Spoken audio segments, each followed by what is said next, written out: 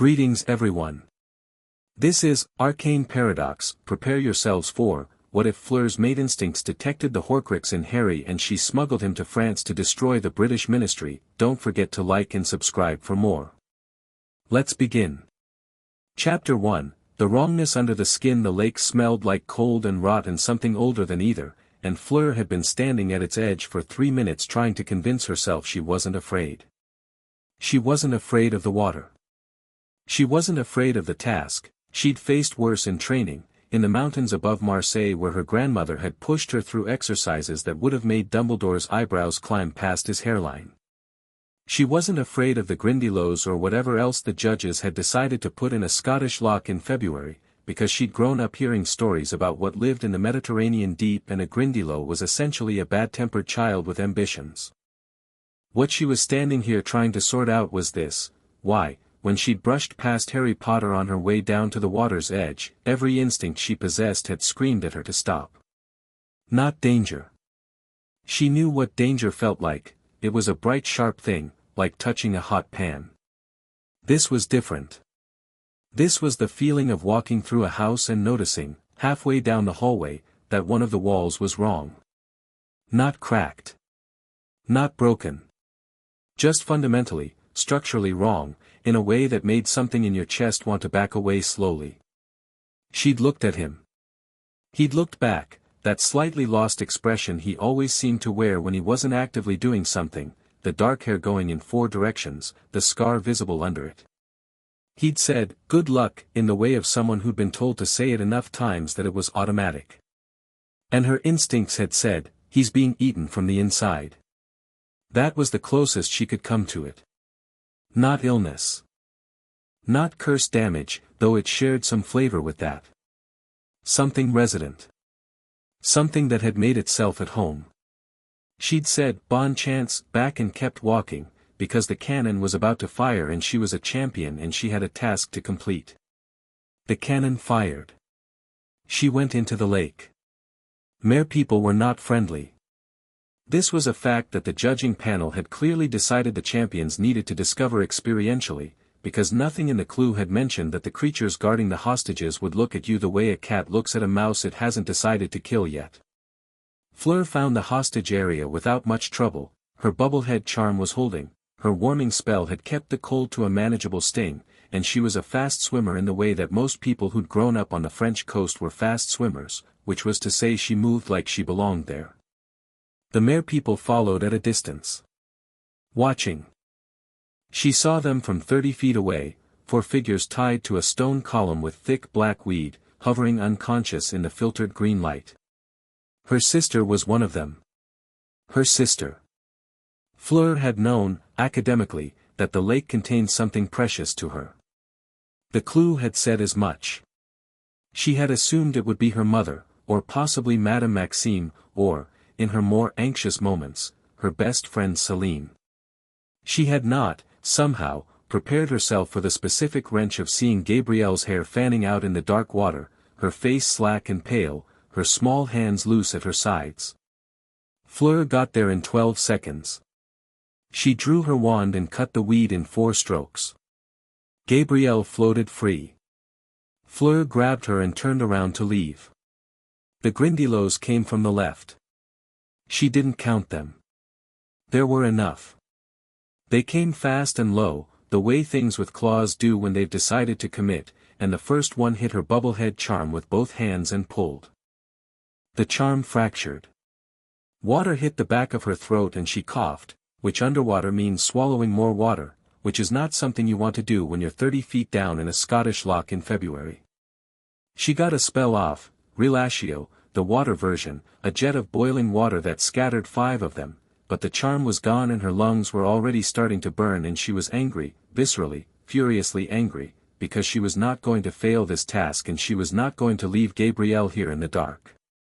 The anger did what Veela anger sometimes does. It caught. Not dramatically, she wasn't 15 and she wasn't out of control. It was the difference between a candle and a focused beam of light.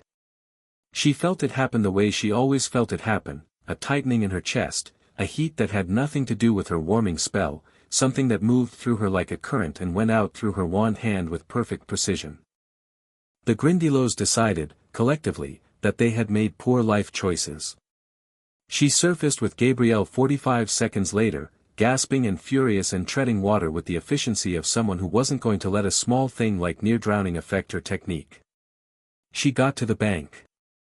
Madame Pomfrey and 2 of the Beauxbatons medics were already coming forward. Fleur transferred Gabrielle into Pomfrey's arms and stood there for a moment with her hands on her knees, pulling air back into her chest, and tried to remember where she'd put her competitive focus because it seemed to have been temporarily relocated by the experience of almost dying. Then she became aware of a noise. Not a crowd noise, the crowd had been making noise for a while, and she'd tuned it out. This was a specific kind of crowd noise, the kind that meant something was happening that wasn't expected. She straightened up and looked at the lake. Harry Potter surfaced 10 feet from the bank. He came up with 2 people, his friend, the Weasley boy, and a girl she didn't recognize. A girl who wasn't his hostage. He'd gone back for someone else's. She found out later that it was because he'd thought the rules were literal, that they'd actually leave the other hostages down there, which said something significant about what Harry Potter thought adults were capable of.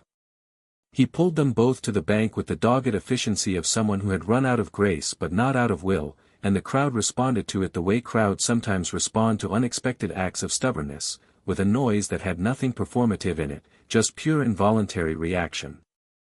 Fleur watched him. She was standing 20 feet away, a blanket around her shoulders that she didn't remember accepting, and she watched Harry Potter climb out of the lake and she felt it again, that structural wrongness, that sense of a wall that didn't sit right.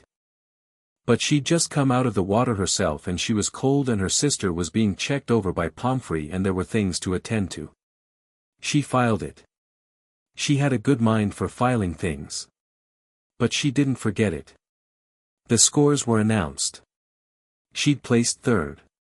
The Grindylows had cost her enough time that she'd missed the scoring window for hostage retrieval, which the judges had apparently weighted heavily. She stood on the bank and heard it and felt the specific quality of frustration that comes not from failure but from being failed by circumstances outside your control, which was a different and colder feeling. Madame Maxime was at her elbow immediately, murmuring something reassuring about the remaining task, about positioning, about how 3rd place now meant nothing if she performed in the final. Fleur nodded. She meant it. She wasn't broken about this. She was a competitor and competitors processed setbacks and moved forward. But the filing cabinet in her mind was starting to feel crowded. She looked across the bank. Harry was in conversation with Dumbledore, nodding occasionally with the particular expression of someone who is receiving information they will have to sort through later. He had a towel. Someone had given him a towel and a cup of something steaming and he was holding both with careful hands, like a person who wasn't entirely sure what to do with kindness but was trying not to drop it. She looked at him the way she'd been trained to look at things, not with the surface of her attention but with the whole of it, the way her grandmother had taught her, the way that made some people uncomfortable because they could tell they were actually being seen. The wrongness was there. It sat on him like a second shadow, slightly out of phase, connected to him but not of him. Parasitic. That was the word she kept landing on. The scar, she thought. Not the scar itself, she wasn't superstitious enough to think it was the scar. But near the scar. In the same territory. Fleur. Gabrielle appeared at her left side, wrapped in 3 blankets and apparently undamaged by her time as an underwater hostage, because Gabrielle had always been made of tougher material than she looked. She was 8 years old and she looked at the world with the direct interest of someone who expected it to be interesting. You look like you're trying to solve a puzzle. I am, Fleur said. What puzzle? Fleur looked at her sister. Then she looked at Harry again. He'd moved, he was with the Weasley boy and the Granger girl now, the 3 of them in their own small weather system of shared relief and exhaustion in something that looked, from here, like genuine friendship. I don't have all the pieces yet, she told Gabrielle. Go back to Madame Pomfrey. Gabrielle gave her the look she reserved for adults who were being evasive, which was a very specific and unimpressed look. Then she went. The weeks after the second task had a quality of waiting to them. The Triwizard Tournament existed in a strange social bubble. The three schools shared Hogwarts space and routines but didn't fully occupy the same world, and Fleur had come to think of her days as existing in two registers. The official register, classes, practice, meals in the Great Hall, the careful performance of being a Beauxbatons champion. And the other one. She wrote to her mother 4 days after the task. She sat in the small room she shared with two other Beauxbatons girls and wrote in French, which she always did when she needed to think clearly, because English had too many euphemisms built into its bones. Maman, she wrote, I need to ask you something about Veela instinct, specifically about the sensing function. When we say we can feel wrongness, the kind that lives in a person, not around them, what are we actually detecting? Is it curse residue? Possession signatures? Spiritual damage? I've encountered something I can't classify and I need language for it before I can think about it properly. She paused. Then added, it's about one of the other champions. I'm not alarmed. But I'm not alarmed either. Does that translate? It translated. Her mother always understood her. She sent the letter with her owl, a gray and white bird named Argent who treated correspondence like a personal inconvenience but was reliable enough that she forgave him for it. Then she went to dinner and sat with the Beauxbatons delegation and ate and talked and laughed at the right moments and filed everything away. 3 days later, sitting in the library, the Hogwarts library, which was magnificent in a way she'd never fully admit, because she had institutional pride, she found herself at a table across from Harry Potter. This was not planned. She'd come for a Transfiguration reference text. He'd been there already, head down over something that looked like Defense Against the Dark Arts homework, working with the focused silence of someone who was either deeply engaged or deeply stressed, and from the set of his shoulders it was probably the latter. She got her book. She sat 3 tables away. She looked at him. The wrongness was there.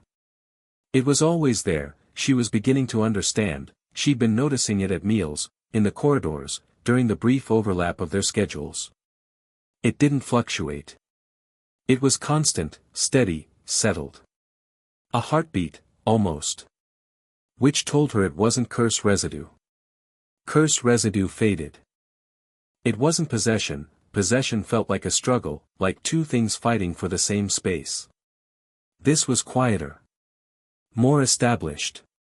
Something that had been there a long time. She opened her book. She looked at the page. She was reading the same paragraph for the 4th time when Harry looked up, and their eyes met, and his expression shifted through mild surprise to a kind of cautious acknowledgement. Delacour, he said. Potter, she said. Silence. He went back to his work. She went back to her page. 3 minutes passed. You're staring, he said, without looking up. She was staring. This was true and she didn't bother denying it. I'm observing, she said. There is a distinction. He did look up then. What's the distinction? Staring is passive. Observing has a purpose. He studied her for a moment with those green eyes that were, she'd noticed, considerably sharper than his general expression suggested. What's your purpose? I'm trying to figure something out, she said. About you. Most people who want to figure something out about me just read the Daily Prophet, he said, with a flatness that told her exactly what he thought of that option. I have read it, she said. It told me almost nothing useful. Something shifted in his expression, not quite warmth, but an easing. Recognition, maybe, of a specific kind of frustration. Yeah, he said. That's the Prophet for you. She looked at her book. She looked at him. She was going to let it go, she didn't have enough yet, she needed her mother's letter, she needed more information before she had anything meaningful to say. But the wrongness was sitting right there across from her and something in her chest was doing the thing it did when she'd identified a problem and was being asked to walk away from it, the tight unhappy pull of an instinct being overridden. Does anything hurt? She asked. Physically. Anywhere on your body that feels, not right. The silence that followed was a particular kind of silence. Not shocked. Not offended.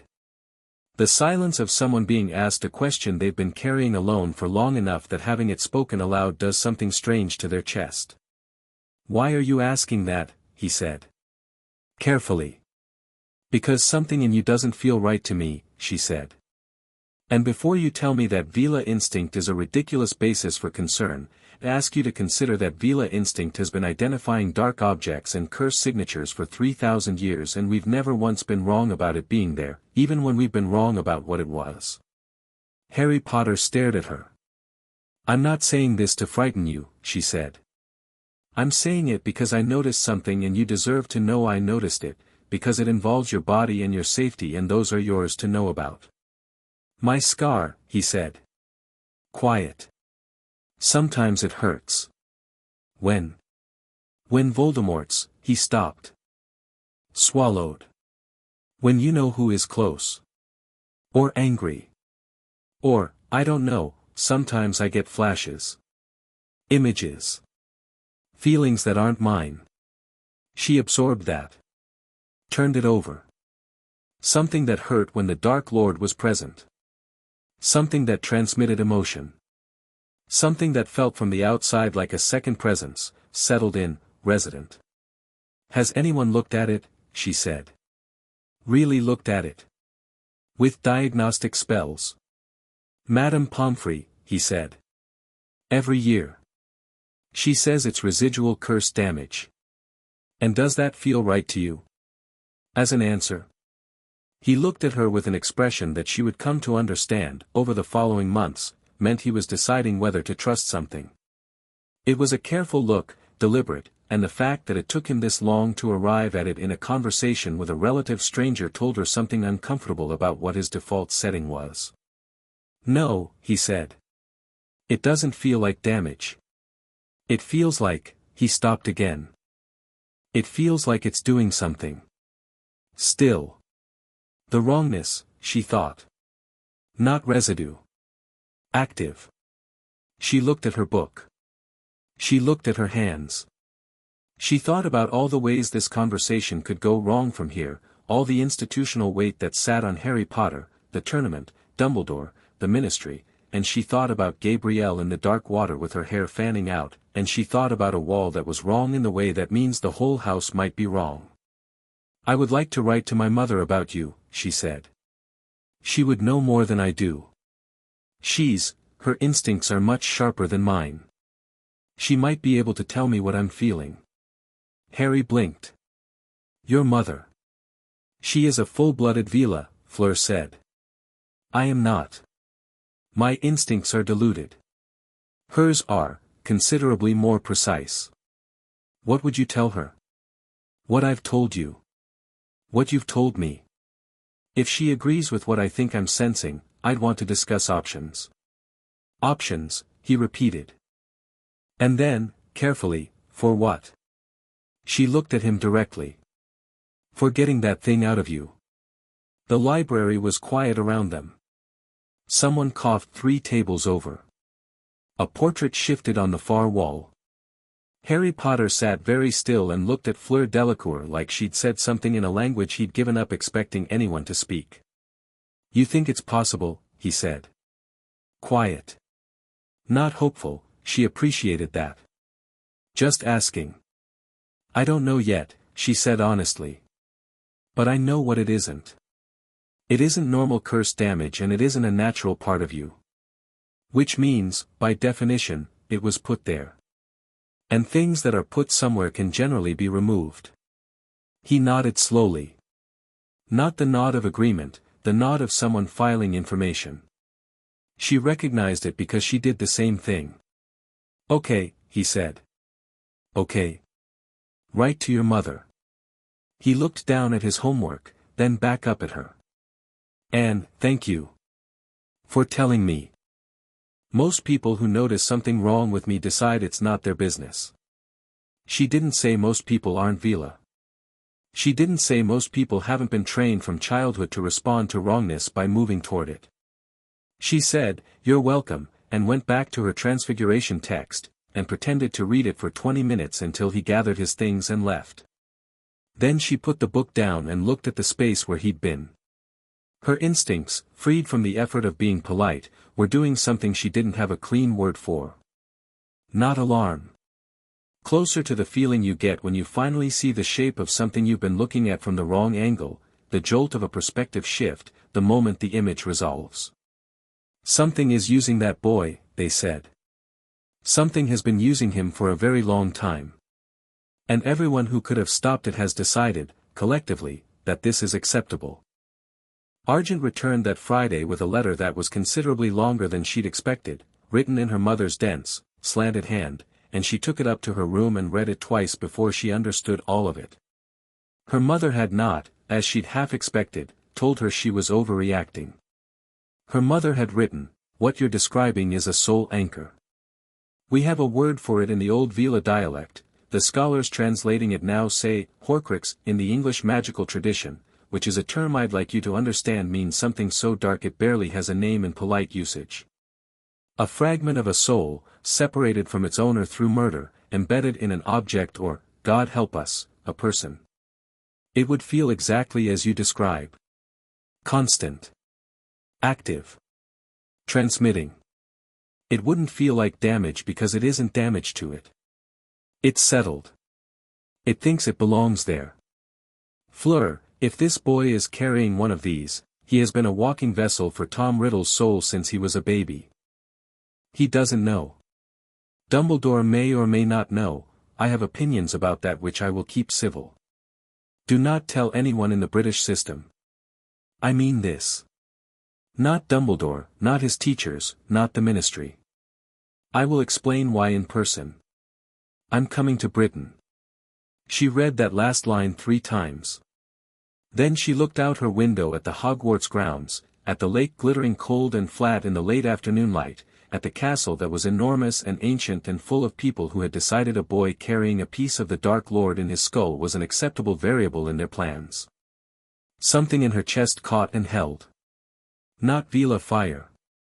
Something colder and more deliberate.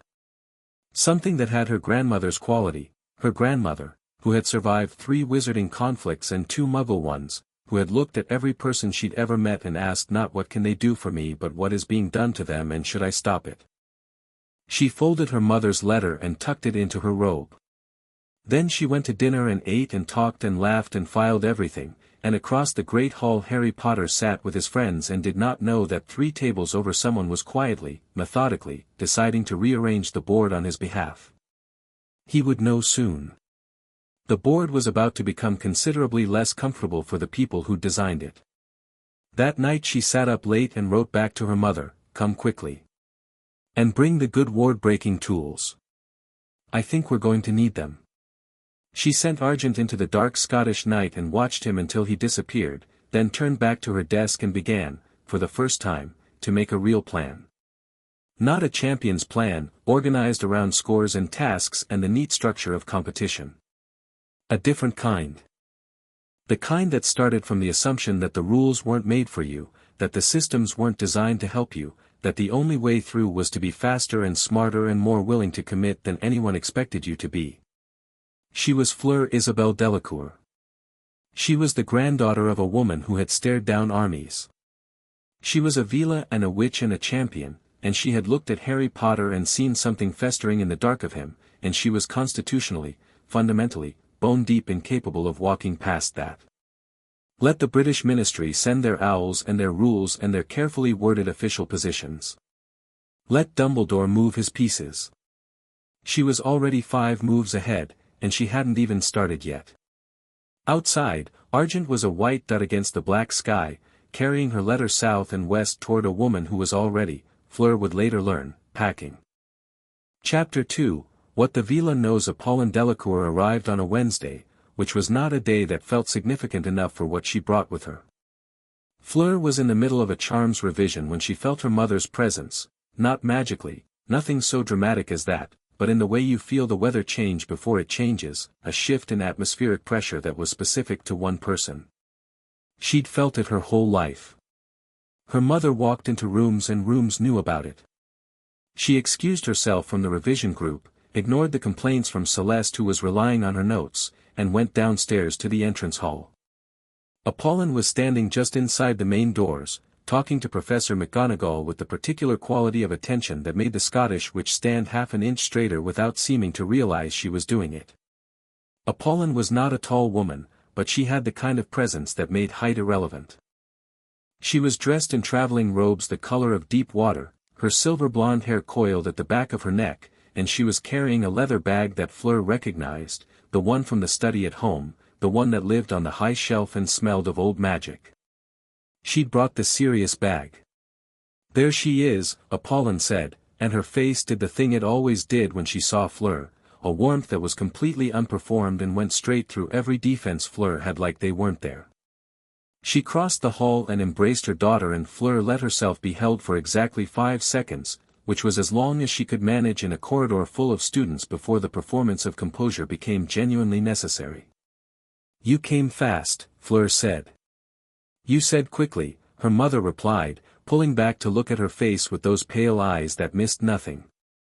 "Besides, I was already mostly packed. You knew before I wrote. I suspected before you wrote. There's a difference." She glanced sideways at McGonagall, who was observing them with professional neutrality. "Minerva, thank you for arranging the visit.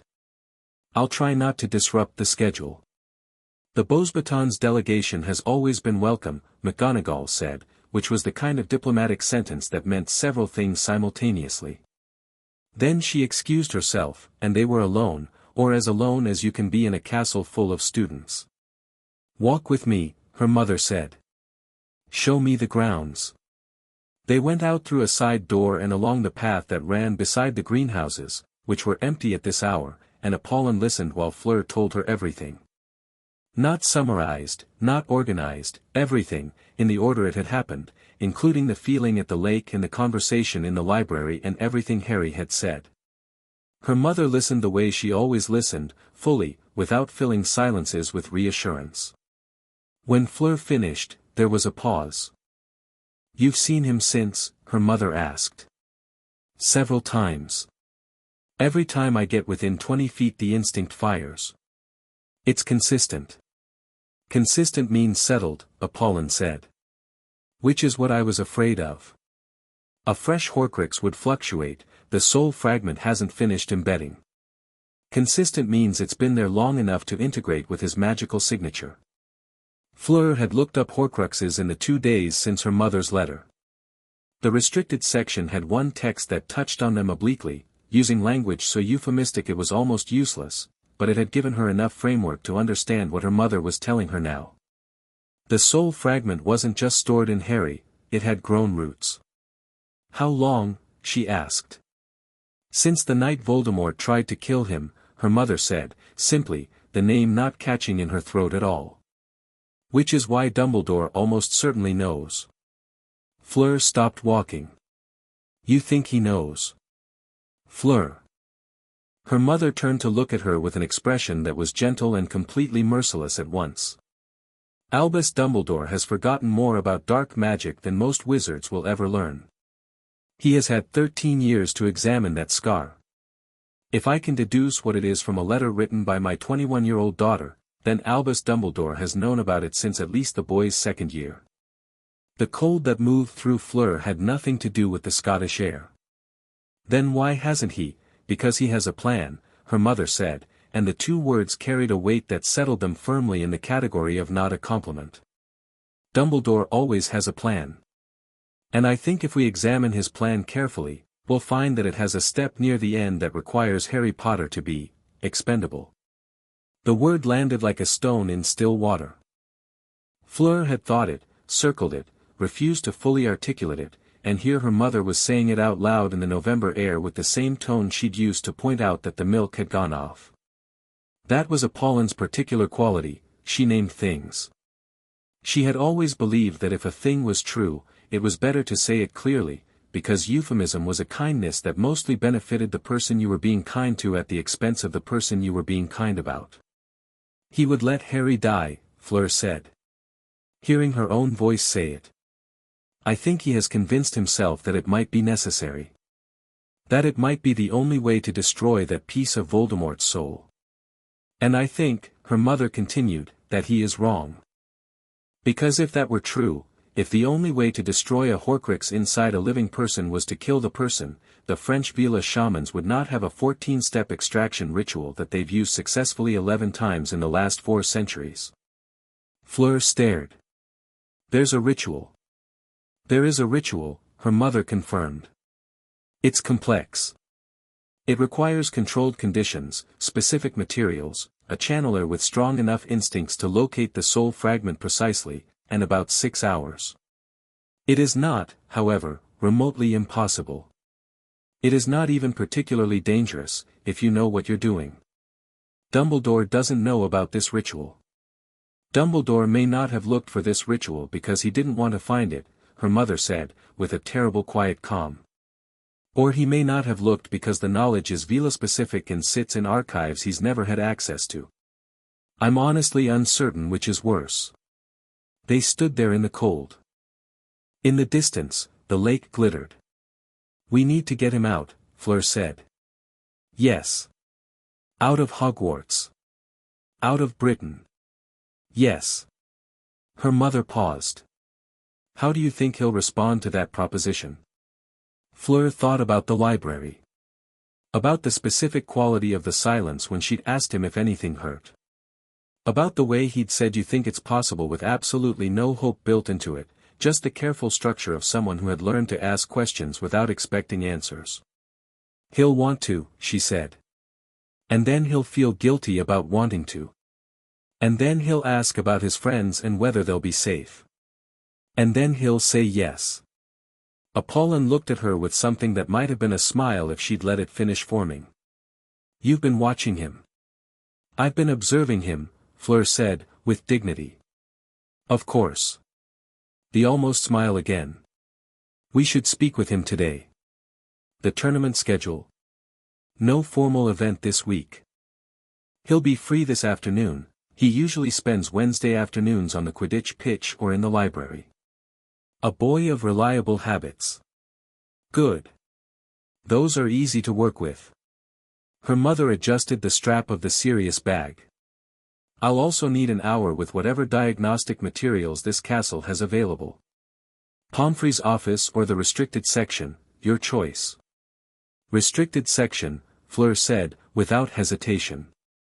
Pomfrey reports to Dumbledore. I trained you well, her mother said, and this time the smile finished.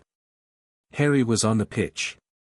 He wasn't flying. The tournament rules had confiscated his broom for a period following the first task and he hadn't gotten it back yet in the way that Hogwarts bureaucracy sometimes held onto things. He was sitting in the lowest set of stands with a textbook and the expression of someone who was technically studying while actually staring at the middle distance, and he looked up when he heard footsteps on the wooden boards. He saw Fleur.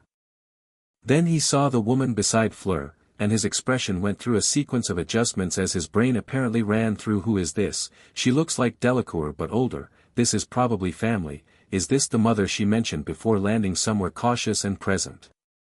Potter, Fleur said. This is my mother, Apollon Delacour. Hi, Harry said, which was, she reflected, a very Harry thing to say to a full-blooded Veela you'd just met unexpectedly on a Quidditch pitch. Hello, Harry, her mother said. Not Miss Potter, not Mr. Potter, just Harry, immediate and warm and direct, with the quality Apollon brought to all first meetings, the sense of being seen rather than looked at. My daughter has told me about your conversation. I hope you don't mind that she did. He considered this honestly, in the way she'd noticed he did, processing rather than reflexively reassuring. No, he said. I asked her to write to you. You did. Apollon sat down on the bench 2 feet from him with the ease of someone who decided that this particular space was now a safe place for honest conversation. I need to ask you some questions, and I'd like you to know in advance that I'm not going to use anything you tell me against you or share it with anyone in this castle. That's a promise I'll back with a binding oath if you'd like one. Harry looked at her. Then at Fleur. A binding oath. If it helps, Apollon said simply. No. I believe you. He paused. Which is weird, because I've been lied to by a lot of people I should have trusted. That, her mother said, is exactly why we're here. She reached into the serious bag and withdrew something that looked like a compass but wasn't, a flat silver disc with a needle that moved in 3 dimensions, designed, Fleur knew, to detect spiritual signatures. Old Veela craft, pre-wand, older than most British magic by 5 centuries. I'd like to hold this near you, if you'll let me. It'll tell me something about what my daughter felt. It won't hurt and it won't change anything, think of it as a diagnostic tool. Harry looked at the disc. What is it? It detects soul signatures, Apollon said, without any of the hesitation that an adult trying to be gentle might have used. Specifically, whether a signature is singular or compound. The silence that followed was the specific silence of a 14-year-old boy understanding something about himself that was large and dark and had been true his whole life. Compound, he said. Flat. You think there's something in me. I know there's something in you, Apollon said. I need to know how deeply it's anchored. Harry held very still for 3 seconds. Then he said, okay, in a voice that was trying to be steady and mostly managing it, and nodded. Apollon held the disc 6 inches from his forehead. The needle moved immediately, not toward him, but through a complex spiral, double-looping in a way that made Fleur's chest tighten. She'd seen the disc used on objects before. The double loop meant 2 signatures. 2 souls.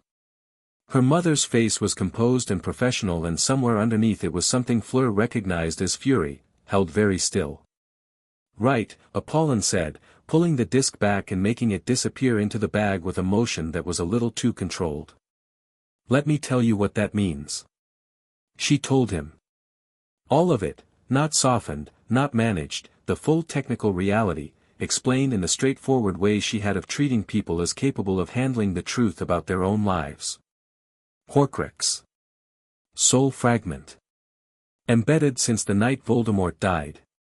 Riding in the tissue near his scar, integrated with his magical core. Harry listened. He didn't interrupt. He didn't go pale in the dramatic way, he went a different kind of pale, the quiet kind, the color draining out of him slowly as each sentence arrived and he processed it and made room for the next one. When Apollon finished, there was a long moment. Dumbledore knows, Harry said. Not a question. We believe so, yes. He's never, Harry stopped. His jaw moved. He's never said anything. No. Why? And then, before either of them could answer, because he needs it to stay there. Because he's got a plan that requires, he stopped again. His hands had gone very still on the textbook in his lap. He's keeping it there on purpose. We don't know the exact shape of his plan, Fleur said, carefully. I can guess, Harry said, and his voice had changed. Not angry, something colder, something that had moved past the heat of anger into the territory where things get decided. He needs me to be a weapon. He's been, all of it, every year, every time I've gone back to the Dursleys and every time I've been put in danger and every time someone's tried to kill me and he sat back and watched, he stopped. Breathed. He's been maintaining his weapon. The word Dursleys hooked in Fleur's awareness, a detail she hadn't had before, a name that carried its own weight. She filed it. Later. Harry, her mother said, and her voice had changed too, had moved from clinical into something warmer and harder at once. Look at me. He looked at her. What I need you to understand, Apollon said, is that what has been done to you is not acceptable.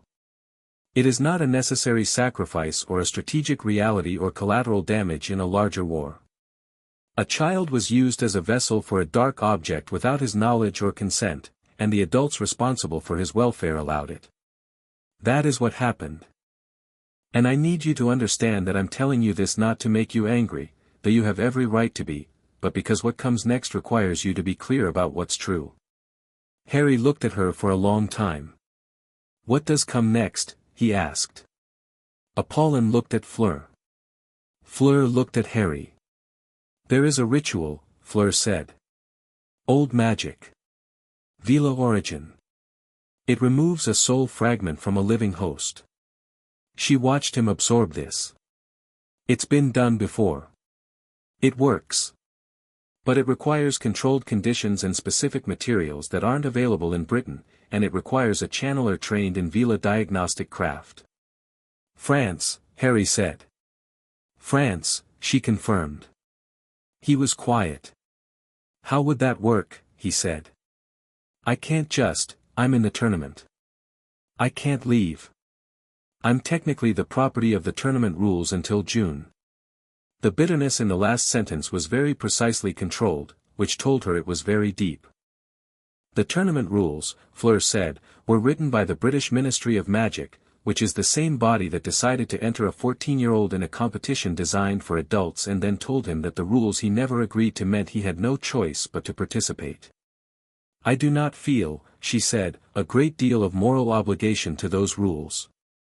Harry stared at her. We're not asking you to abandon the tournament immediately, her mother said. That would raise questions we're not ready to answer yet. We're asking you to be patient for a short time while we build what we need, and then we're asking you to make a choice. A choice, Harry said. To come with us, Fleur said. To France. To let my mother's people remove that thing from you. And then, after that, to decide what you want to do about the people who put it there and the people who knew and said nothing. The silence this time was different. Not the silence of shock or processing, but the silence of someone who has been offered a door they'd stopped believing existed. Hermione and Ron, he said. My friends. They'd need to know. We'll discuss that, Apollon said. But right now I'm asking only whether you are willing. He looked out at the pitch. The empty goalposts. The grey sky. The castle at the far end of the grounds, enormous and ancient and full of people who had organized his life into a shape that suited everyone except him. Yes, he said. I'm willing. The days that followed had a quality of focused pretending to them. Harry went to classes. He ate meals. He trained, or went through the motions of training, because Fleur noticed, now that she was watching properly, that there was a particular quality to the way he did everything that the tournament required, competently, effectively, and without any visible investment in the outcome. Like someone who was doing their job because the job was still there to do, but had disengaged from the part that was supposed to matter. He was good at pretending. Better than he should have been, for his age. She stored that thought with the others. Meanwhile, she and her mother worked. Apollon had installed herself in a Hogsmeade Inn under a glamour charm and was spending her evenings writing to the Veela Shamanic Council in the Côte d'Azur, corresponding with the French Ministry's Department of Spiritual Affairs, and conducting what she cheerfully described as a thorough inventory of Dumbledore's possible next moves, which was the kind of sentence that made Fleur understand, viscerally, where she'd gotten her approach to strategy. They met twice more with Harry in the week following the pitch conversation. Once in the library, briefly and apparently casually, to give him a communication token, a small piece of charmed silver, threaded on a cord, that would let him send a one-word message if anything changed or if he needed to move faster than planned. Once in an unused classroom off the third-floor corridor, longer and more substantive. That second meeting was the one that mattered.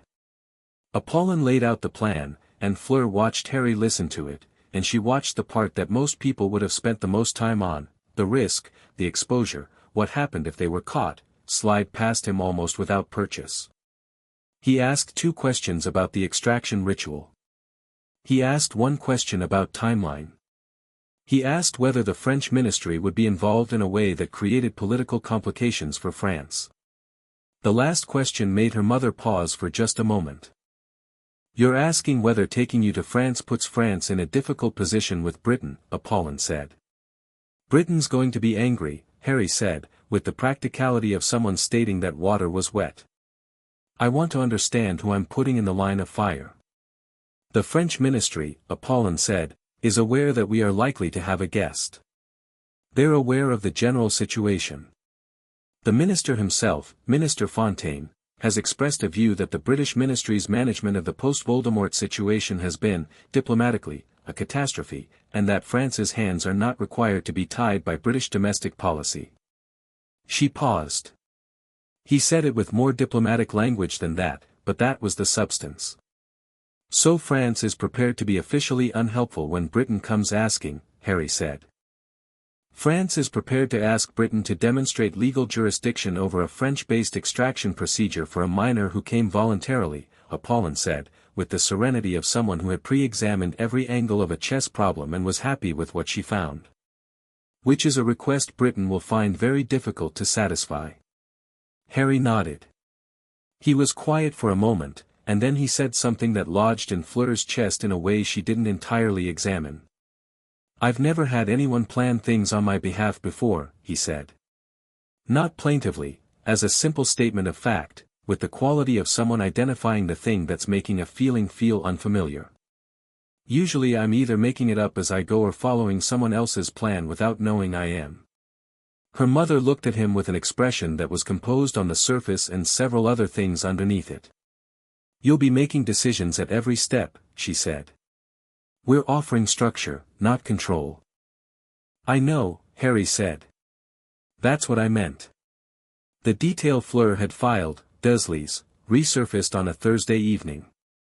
She'd been asking, carefully and indirectly, and what she'd assembled was this: Harry Potter spent his summers in a house in Surrey with his mother's sister, her husband, and their son.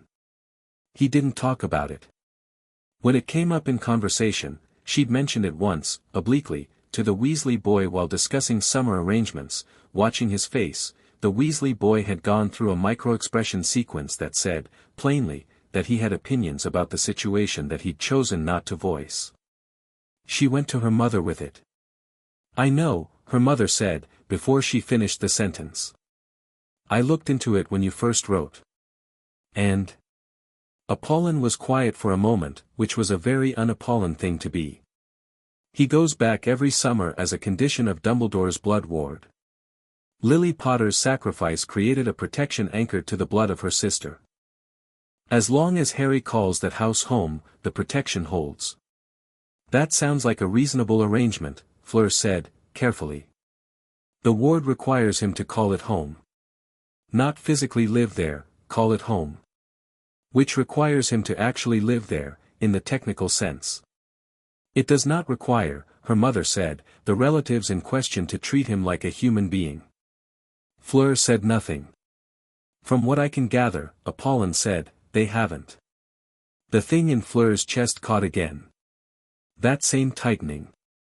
She recognized it now. She'd been feeling it for 2 weeks, every time she added a new piece to what Harry Potter's life had actually looked like for the past 14 years.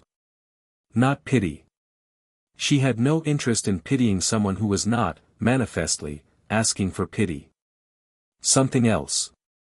Something with more direction to it. When we take him to France, she said, he's not going back there.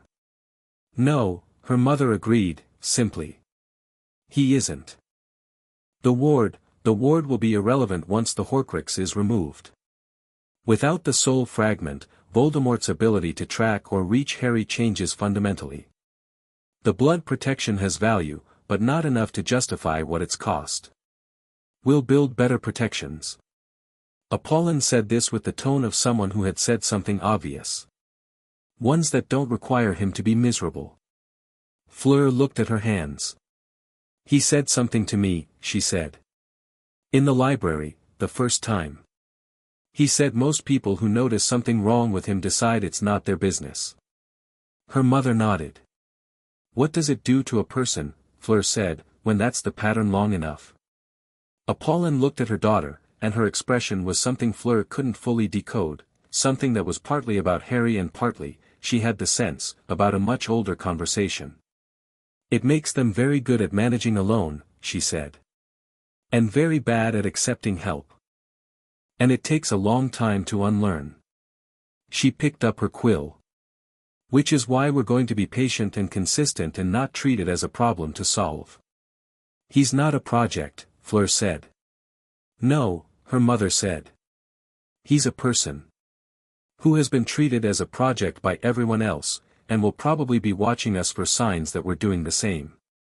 She looked at her daughter with those pale eyes. Don't give him reason to think it. Friday. The Great Hall at breakfast. She was sitting with the Beauxbatons table and she had a clear sight line to the Gryffindor table, and she was not watching Harry, she was reading a letter from Celine about Parisian gossip, and she was absolutely not using her peripheral vision to check whether he'd slept. He hadn't slept. She could tell by the way he was holding his fork. The Weasley boy was talking to him about something animated, Quidditch, probably, given the gestures, and Harry was nodding along, and the Granger girl was reading something propped against the pumpkin juice, and it looked, from here, like an entirely normal morning between people who were comfortable together. And it was. That was the thing she kept coming back to. Harry Potter was, underneath everything, a fairly normal 14-year-old boy who liked his friends and found bureaucracy irritating and had a sense of humor that he kept relatively quiet, like something he wasn't entirely sure he was allowed to have. The wrongness in him, the soul fragment, the walking weapon that Dumbledore had made of him, none of it had taken that. It lived alongside it, parasitic, but hadn't eaten it. That told her something. She wasn't sure she could articulate it yet. He looked up, across the hall, and caught her looking, and she didn't look away. He raised his eyebrows slightly. Something wrong? She shook her head slightly. Nothing wrong. He nodded, the smallest possible acknowledgement, and looked back at Weasley. The silver cord around her neck, she'd made one for herself, matching the one she'd given him, without initially examining why, was warm against her skin. That night, in her room, Argent arrived with a short letter from her mother. The council has confirmed the ritual can be performed. Madame Voss is willing to come from Marseille, she did the last extraction, in 1987, and she's the most experienced living practitioner. We'll need 2 weeks at the estate to prepare the space properly. Your father has been briefed. He is, as always, thoroughly in support and has already begun reinforcing the wards. I've also confirmed something I want you to know before we go further. The tournament's binding contract on Harry is not, technically, unbreakable. It's unbreakable for a registered adult. Harry was entered without his knowledge or consent by a third party, and the age line was crossed, suggesting forgery. Which means the binding has a flaw. A French magical court would recognize that flaw in approximately 4 hours. We won't need the court. But it's useful to know the door is already unlocked. One more thing. I had a conversation with Minister Fontaine this afternoon. France is not merely willing to offer Harry sanctuary. France is prepared to use this situation. The British ministry has been accumulating diplomatic debt with us for 20 years, and Fudge's refusal to acknowledge Voldemort's likely return is a threat to international security that Fontaine is tired of ignoring. Taking Harry to France and extracting the Horcrux doesn't just save Harry, it puts Britain in a position where France knows something Britain doesn't, and France can choose what to do with that. It is, in other words, an opportunity. I thought you should know that the stakes are larger than one boy, though the boy matters most. Come to Hogsmeade tomorrow morning. Bring him if you can. Maman Fleur read the letter twice and then sat at her desk for a long time. The boy matters most. She believed that.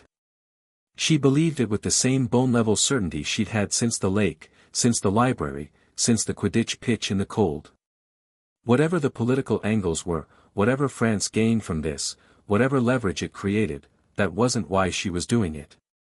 She was doing it because she'd felt something wrong in a person and she couldn't walk past it, and she'd looked closer, and she'd found a 14-year-old boy who had been handed to a war like a gift, and she was not going to be someone who knew that and did nothing.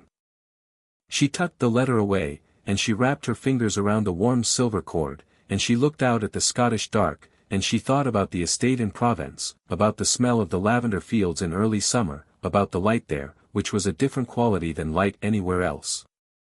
He would see it soon. She was going to make sure of that. Chapter 3, the plan laid in birdsong. The Hogsmeade Inn was called the Copper Stag, and it smelled of wood smoke and old stone and the particular kind of quiet that places have when they've decided not to be noticed. Apollon had chosen it precisely for that reason. It sat at the end of the high street, narrow-fronted, with a sign that had faded to the point where the stag was more suggestion than image, and the landlady was a witch of about 70 who had the eyes of someone who had seen most things and had no remaining interest in discussing any of them. Fleur arrived first, at 8 in the morning, with her collar turned up and her hair tucked under a hat that Celine would have found criminal.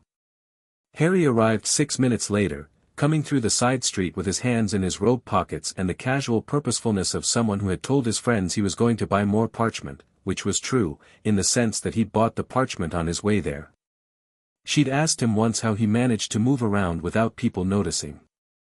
He'd said, with complete seriousness, that he'd spent a lot of his childhood learning to be invisible, and he said it like it was a useful skill he was grateful for, which had told her everything she needed to know about the Dursleys in 4 seconds flat.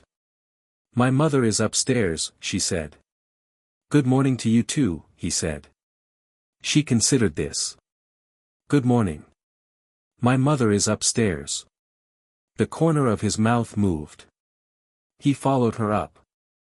Apollon had taken the inn's largest room and turned it into something between a war room and a sitting room. The bed had been pushed to the wall. The table in the center was covered in maps, not Muggle maps, but layered magical cartography, topographical and political and ley line, the French coastline rendered in precise detail alongside a schematic of Hogwarts' warding structure that she'd somehow acquired and that Fleur decided not to ask questions about. Harry came through the door and stopped. He looked at the maps for a long moment. Then he looked at Apollon. "When you said build what we need," he said, "this is what you meant." "This is some of what I meant," Apollon said, which was a sentence that implied the rest of it was elsewhere and probably larger. She gestured at the chairs arranged around the table. "Sit down.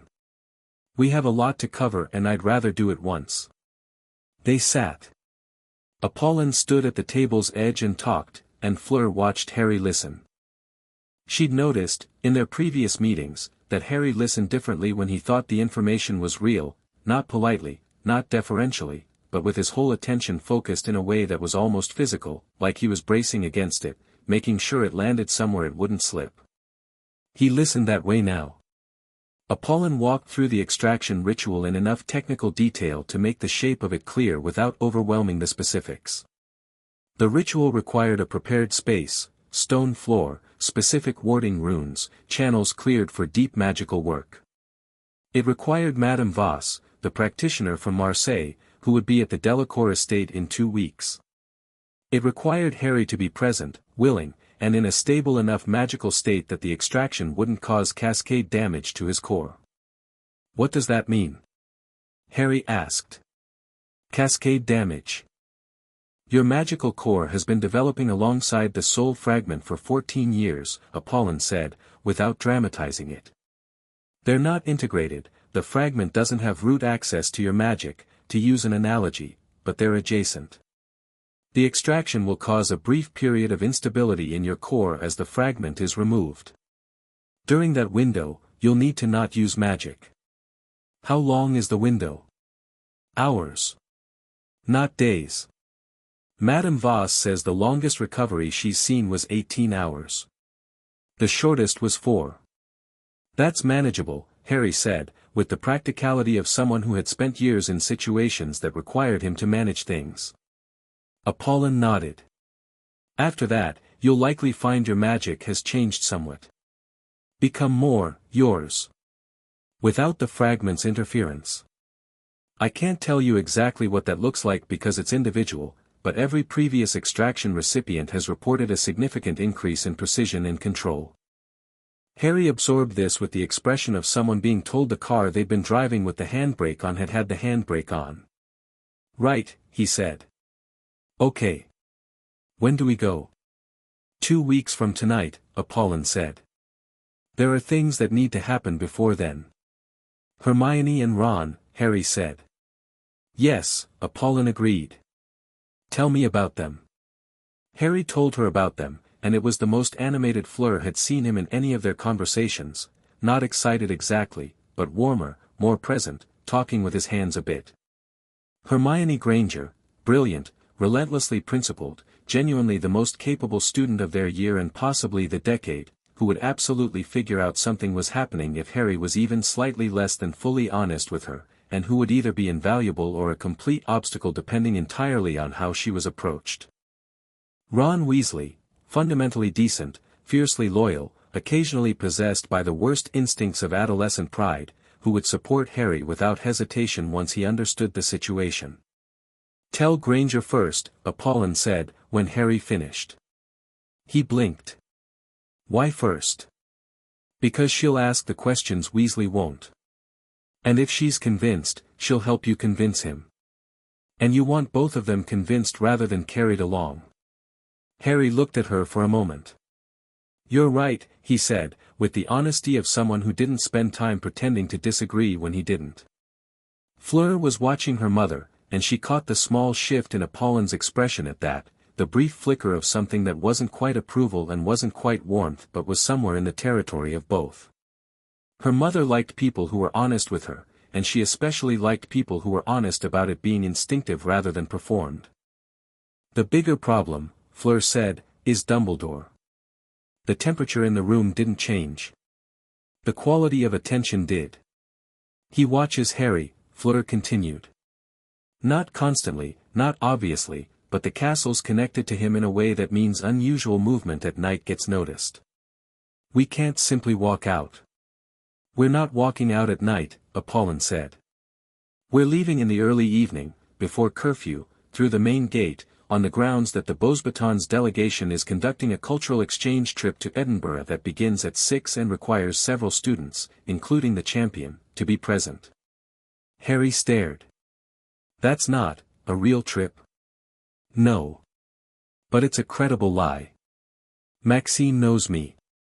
She will not lie for me, but she'll be in her office with a headache from 6 to 8, during which time her deputy, a very thorough young man who believes everything in writing, will have received a memorandum about the Edinburgh trip on Beauxbatons letterhead." "Who writes the memorandum?" Harry asked. "I do," Apollon said, pleasantly. He stopped. "You're forging official correspondence." "I'm drafting unofficial correspondence on official stationery, which I have because I'm a Beauxbatons parent with legitimate access. The forgery, technically, is the Edinburgh trip. The memorandum is just the container." She picked up her teacup. "I've been navigating French bureaucratic magic for 23 years. This is not the most creative thing I've done." Fleur had heard this before and it still delighted her, the way her mother could explain a deeply questionable act in language that made it sound like sensible housekeeping. "What about after?" Harry said. "When they notice I'm gone." "They'll notice at 9 o'clock bed check," Fleur said. "By which time we'll be at the Portkey station in Edinburgh." "Portkey to France?" "Directly to the estate grounds. Sidestep the border wards because my father will have them keyed to our signatures in advance." She pulled out the small notebook she'd been using for this, the one she'd charmed to look like a revision guide. "We have approximately 3 hours between your disappearance being noted and any official search beginning. The British Ministry's emergency portkey tracking requires a formal request to the Department of Magical Transportation, which requires a signature from the head of department, who is on leave until the 14th. Harry looked at her. "I checked," she said. "You checked the ministry's leave schedule," he said. "It's publicly available information if you know which register to look in." She paused. "I know which register to look in." He was quiet for a moment. And then he did something she hadn't seen him do before, not fully, he laughed. Not the polite short laugh she'd seen him use socially, but a real one, sudden and unguarded, the kind that surprised the person laughing as much as anyone watching. "I've been trying to survive this tournament for months," he said, "and you've just planned around it in 2 weeks. "You've been surviving it alone," Apollon said, gently. "You're not alone anymore." The laugh faded into something quieter. He looked at the table. "No," he said, after a moment. "I'm not." Hermione Granger had the kind of face that was constitutionally incapable of maintaining a neutral expression when she encountered new information. Every thought announced itself: surprise, calculation, rejection, reconsideration, and then that particular set of her jaw that meant she'd arrived at a conclusion and was prepared to stand in front of it with her arms crossed. Harry had asked Fleur to be there for the conversation. She'd questioned this initially, thinking he might want privacy, but he'd said, "You'll explain the Veela instinct part better than I can," with the pragmatism of someone who understood his own limitations, and she'd agreed. They found a room, the same third-floor classroom they'd used before, and Harry told Hermione everything. She listened the way she listened, which was to say completely, rapidly, with occasional small movements of her lips that indicated she was running calculations. She didn't interrupt. When Harry finished, she looked at Fleur. "The Veela instinct," she said, in the tone of someone who has filed spiritual phenomena under theoretically credible but requires examination. "It's documented." "Extensively," Fleur said. 3,000 years of recorded Veela sensitivity to dark objects and soul anomalies. My mother's diagnostic disc confirmed what I felt. I can show you the technical documentation if you'd like. My mother brought the relevant texts. Hermione looked like she would very much like to see the relevant texts. She refocused on Harry. "Dumbledore knows," she said. "Mum thinks so," Fleur said. Hermione's jaw did the thing. "He's known since, God, has he known since first year?" "The mirror, the stone, letting you go after it," she stopped. Her expression moved through several things quickly. "If the soul fragment is creating a connection, that's how Voldemort, that's how you know who has been able to reach you. The nightmares. The flashes." "Yeah," Harry said. "And the extraction ritual it's been done before. Successfully. 11 times, Fleur said. The last in 1987. The practitioner is Madame Voss. She's coming from Marseille specifically for this. The French ministry is involved. At the diplomatic level, yes." Hermione looked at the table. She looked at Harry. "You want to do this," she said. "Not a question." "Yes," Harry said. "And you're going whether I'm on board or not." Harry paused. "I'm asking for your support. Not your permission." Hermione's expression did something complicated. Then she straightened up, which was a very particular Hermione action that meant she'd decided. "I'm on board," she said. "Obviously. Don't be an idiot." She pointed at him. "But we need to think about what happens after. When Britain realizes you're in France and the ritual has been done. What happens to what does France do with the information about the Horcrux?" Fleur respected this question. She'd asked it herself. France uses it to force a policy conversation with Britain about the ongoing Voldemort threat.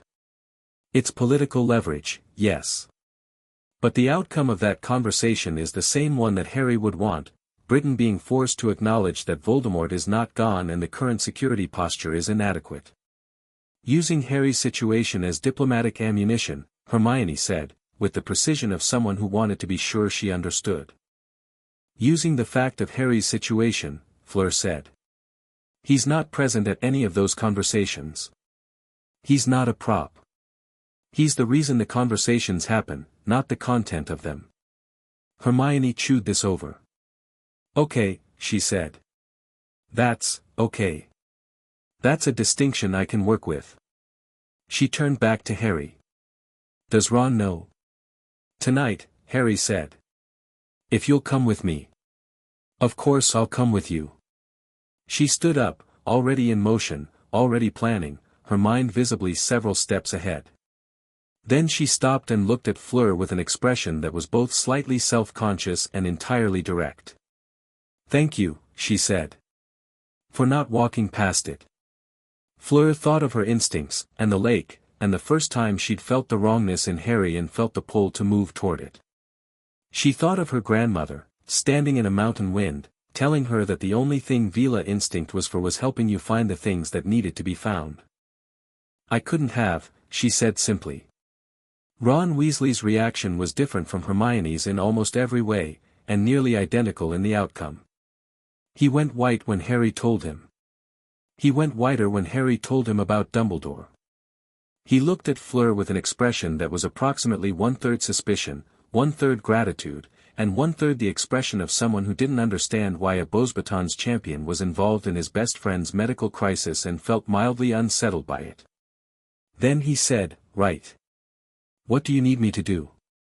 Which was, Fleur thought, the purest version of who he was, all of the complexity and none of the delay.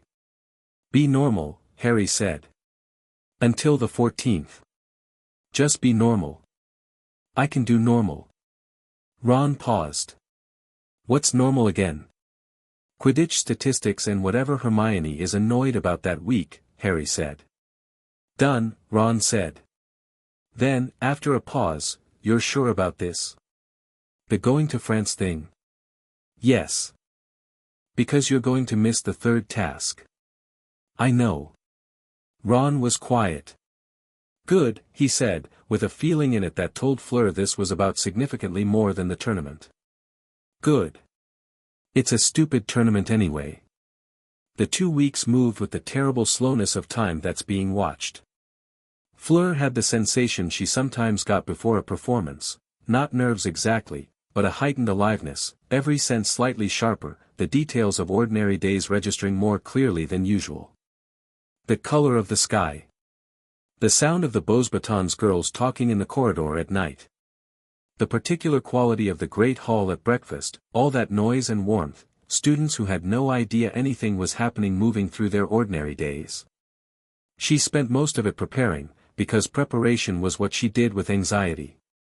She reread her mother's documentation of the ritual until she could recite the procedure from memory. She learned what she could about the history of Horcruxes, not extensive, because the information was genuinely scarce and the restricted section texts were maddening in their circumspection, but enough to understand the stakes. She wrote to her father twice and received back letters that were warm and practical and contained, embedded in the second one, a detailed description of the estate's current warding configuration, written in the private family shorthand they'd developed over years of corresponding about magical security. She also, on the third evening, found herself sitting next to Harry at dinner.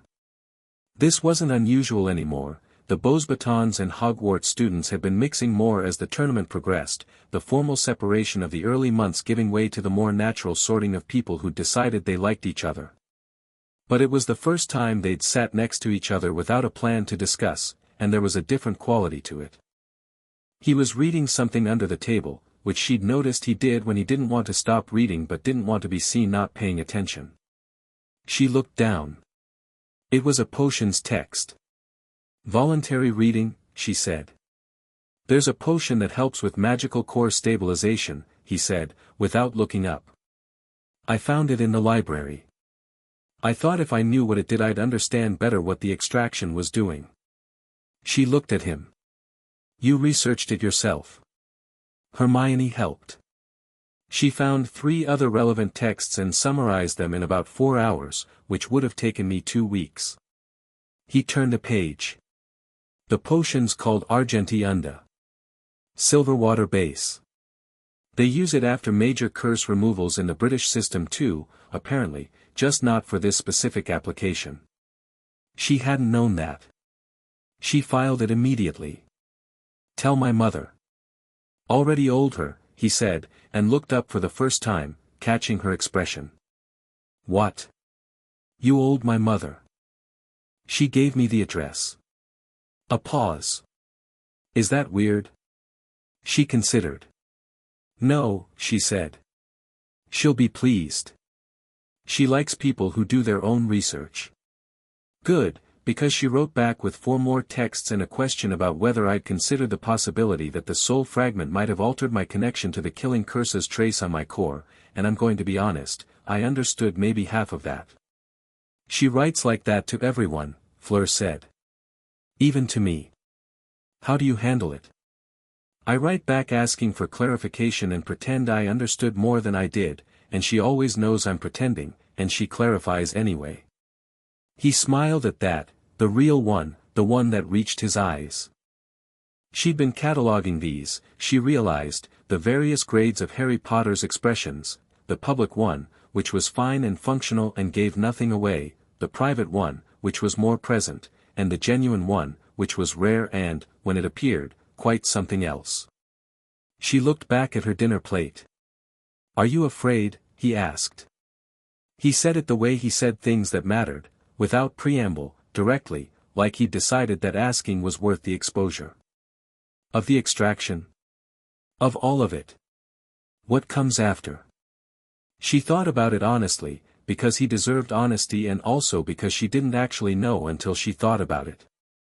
"No," she said. "I'm alert. There's a difference." "What's the difference?" "Fear is about consequences to yourself. What I'm feeling is about wanting to get this right." She put her fork down. "What I'm afraid of," she said, correcting herself, "is making an error that harms you. The extraction itself, the politics, those I'm confident in. The possibility that I've missed something, you haven't," he said. "Just that, simple and certain.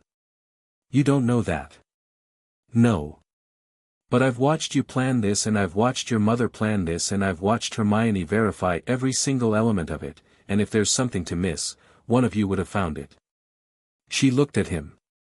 He was looking at the table, not at her, the way he sometimes said things that were significant by making them casual, by delivering them sideways, so they didn't require a response. "I was told," she said, after a moment, "when I was selected as champion, that I would embarrass Beauxbatons. That I was too young, too inexperienced. That my instincts couldn't be trusted." He looked up. "The person who said it meant it professionally," she said. "Not viciously. They believed it." She paused. "I've been carrying it. Every task, every decision, there's a moment where I hear it. And then I stop hearing it," she said, "because I'm busy." She looked at him directly. "I think you have something similar." His expression shifted, settling into something that was honest and a bit unguarded. "About 100 different people telling me I'm not enough or I'm too much or I'm wrong in some specific way that I can't quite fix," he said. "Yeah. How do you handle it?" "Same thing you said. I get busy." She nodded.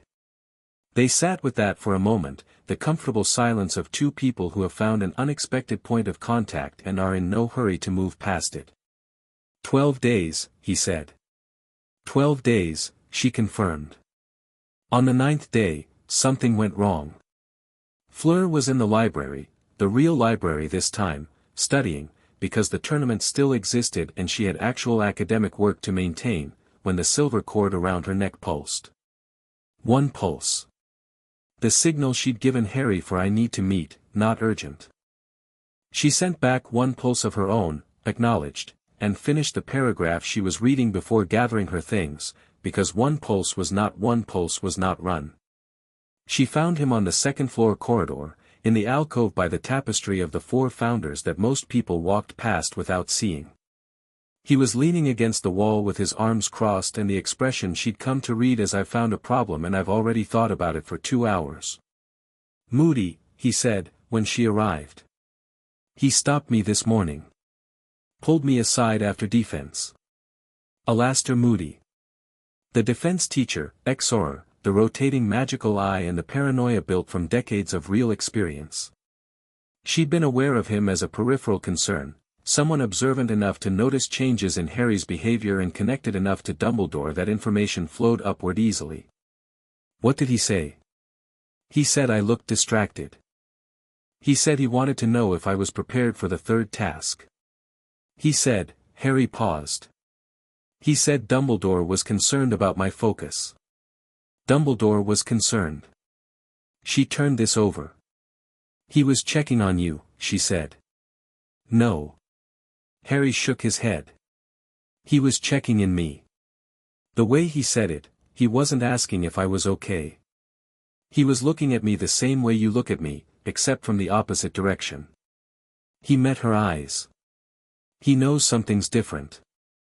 I don't know what he knows, but he noticed something." This was the thing she'd been watching for and hoping wouldn't materialize. Not Dumbledore directly, Dumbledore was too careful to approach Harry himself, too aware that Harry had learned, over the years, to read the headmaster's interest with some wariness. But Moody was a different vector. "How did you respond to him?" she said. "I told him I was fine and I was working on tournament preparation." Harry's mouth moved slightly. "Which is the same thing I've been telling everyone for 4 years. He accepted it. But he was still looking at me when I left the room." She thought about this. 9 days left. Moody was XOR, his instincts were excellent, his methods direct, and unlike Dumbledore he had no sentimental investment in the idea of Harry being all right. He'd see a change and investigate it without worrying about what the investigation revealed. "We need to accelerate," she said. "Your mother said 2 weeks for the estate preparation. The estate preparation is for optimal conditions. Madame Voss's ritual can be done in less than optimal conditions if the space is cleared and warded adequately." She was already thinking, already mapping it. "If we move to the 9th day, Thursday, the space won't be fully prepared, but it'll be sufficient. Madame Voss will complain, but she'll manage." 3 days earlier, Harry said. "Yes. And we changed the extraction route. Not Edinburgh. Moody will be watching for unusual movement from you. We need something that involves me rather than you making the first move." Harry looked at her. "What did you have in mind?" "There's a Beauxbatons cultural evening scheduled Thursday night," Fleur said, slowly, working it out as she spoke. "Madame Maxime's attempt at interschool relations. All 3 schools, the Great Hall, supposedly 3 hours of cultural exchange and music." She paused. "It would be extremely natural for me to ask the Hogwarts champion to attend as a gesture of goodwill. It would be equally natural for both of us to step outside for air at some point during the evening. It would be considerably less natural but entirely possible for both of us to not come back." Harry looked at her. "You'd be noticed missing too." "Yes. But I'm a Beauxbatons student and my mother is in Britain. The assumption will be that I've joined my mother for an emergency of some kind. It buys time." "And Hermione and Ron?" "Ron makes your excuses at the bed check. Hermione has already drafted 3 different versions of a letter from you to Dumbledore. She told me about it last night, explaining your absence as a personal mental health crisis requiring time away from the tournament." She watched his expression. "Don't look at me like that. It's largely true, and Hermione's words will be careful enough that it's not technically a lie." He was quiet for a moment, and she could see him running through it, checking the angles the way he'd learned to check angles, which was the instinct of someone who had survived by catching the thing he'd missed the last time. "It's faster than expected," he said. "Moody noticed something," she said. "That changes the timing." "Yeah." He uncrossed his arms. His whole body had shifted. She'd noticed this about him, that decisions changed his posture before he articulated them, the physical settling that happened when his mind had moved from considering to committed. "Okay. Thursday. I'll owl my mother now. I'll tell Hermione tonight." She nodded. He looked at her for a moment with that expression she'd first seen on the Quidditch pitch, the one where he was deciding whether to trust something, and she realized that the decision had already been made, that what she was seeing now was the moment after it, the moment that was simply acknowledgement. "I've been thinking," he said, "about what it'll feel like. After. When it's gone." "What have you been thinking?" "I don't know who I am without it," he said. "Simply, without self-pity, just fact. It's been there my whole life. My magic, my instincts, I don't know which parts of them are mine and which parts are because of it." She looked at him carefully. "All the parts that have been trying to protect people," she said. "All the parts that kept your friends safe. All the parts that climbed out of that lake with someone else's hostage because you thought the rules were real." She paused. "Those are yours. Whatever a soul fragment of Voldemort contributed to Harry Potter, it wasn't decency." He looked at her. "You'll still be you," she said. "You'll just be you without a parasite. It tends to make people more themselves, not less. He nodded. And then, quietly, thank you. For that. Don't thank me yet, she said. We still have 3 days and a forged memorandum. He smiled, the genuine one, the one that was something else. Right, he said. 3 days. She wrote to her mother from the Ollery that night, short and direct, we're moving to Thursday. Change the schedule. I'll explain by portkey. Then she stood at the high window and looked out at the castle grounds and the lake beyond, and thought about an evening 3 days away when the great hall would be warm and bright and full of students who'd been told that cultural exchange was happening, and she and Harry would step outside and walk down the path toward the main gate, and cross it, and not come back. She felt the silver cord warm against her skin. 3 days. The board was about to move. Chapter 4, La Maison Dorée. The cultural evening started at 7. By 7:15 the Great Hall had achieved the specific quality of organized noise that happens when 3 schools are told to mingle and none of them particularly want to but are all too polite to stand in their separate corners, which meant everyone was clustered in groups of 4 pretending to be groups of 8. Someone had conjured fairy lights.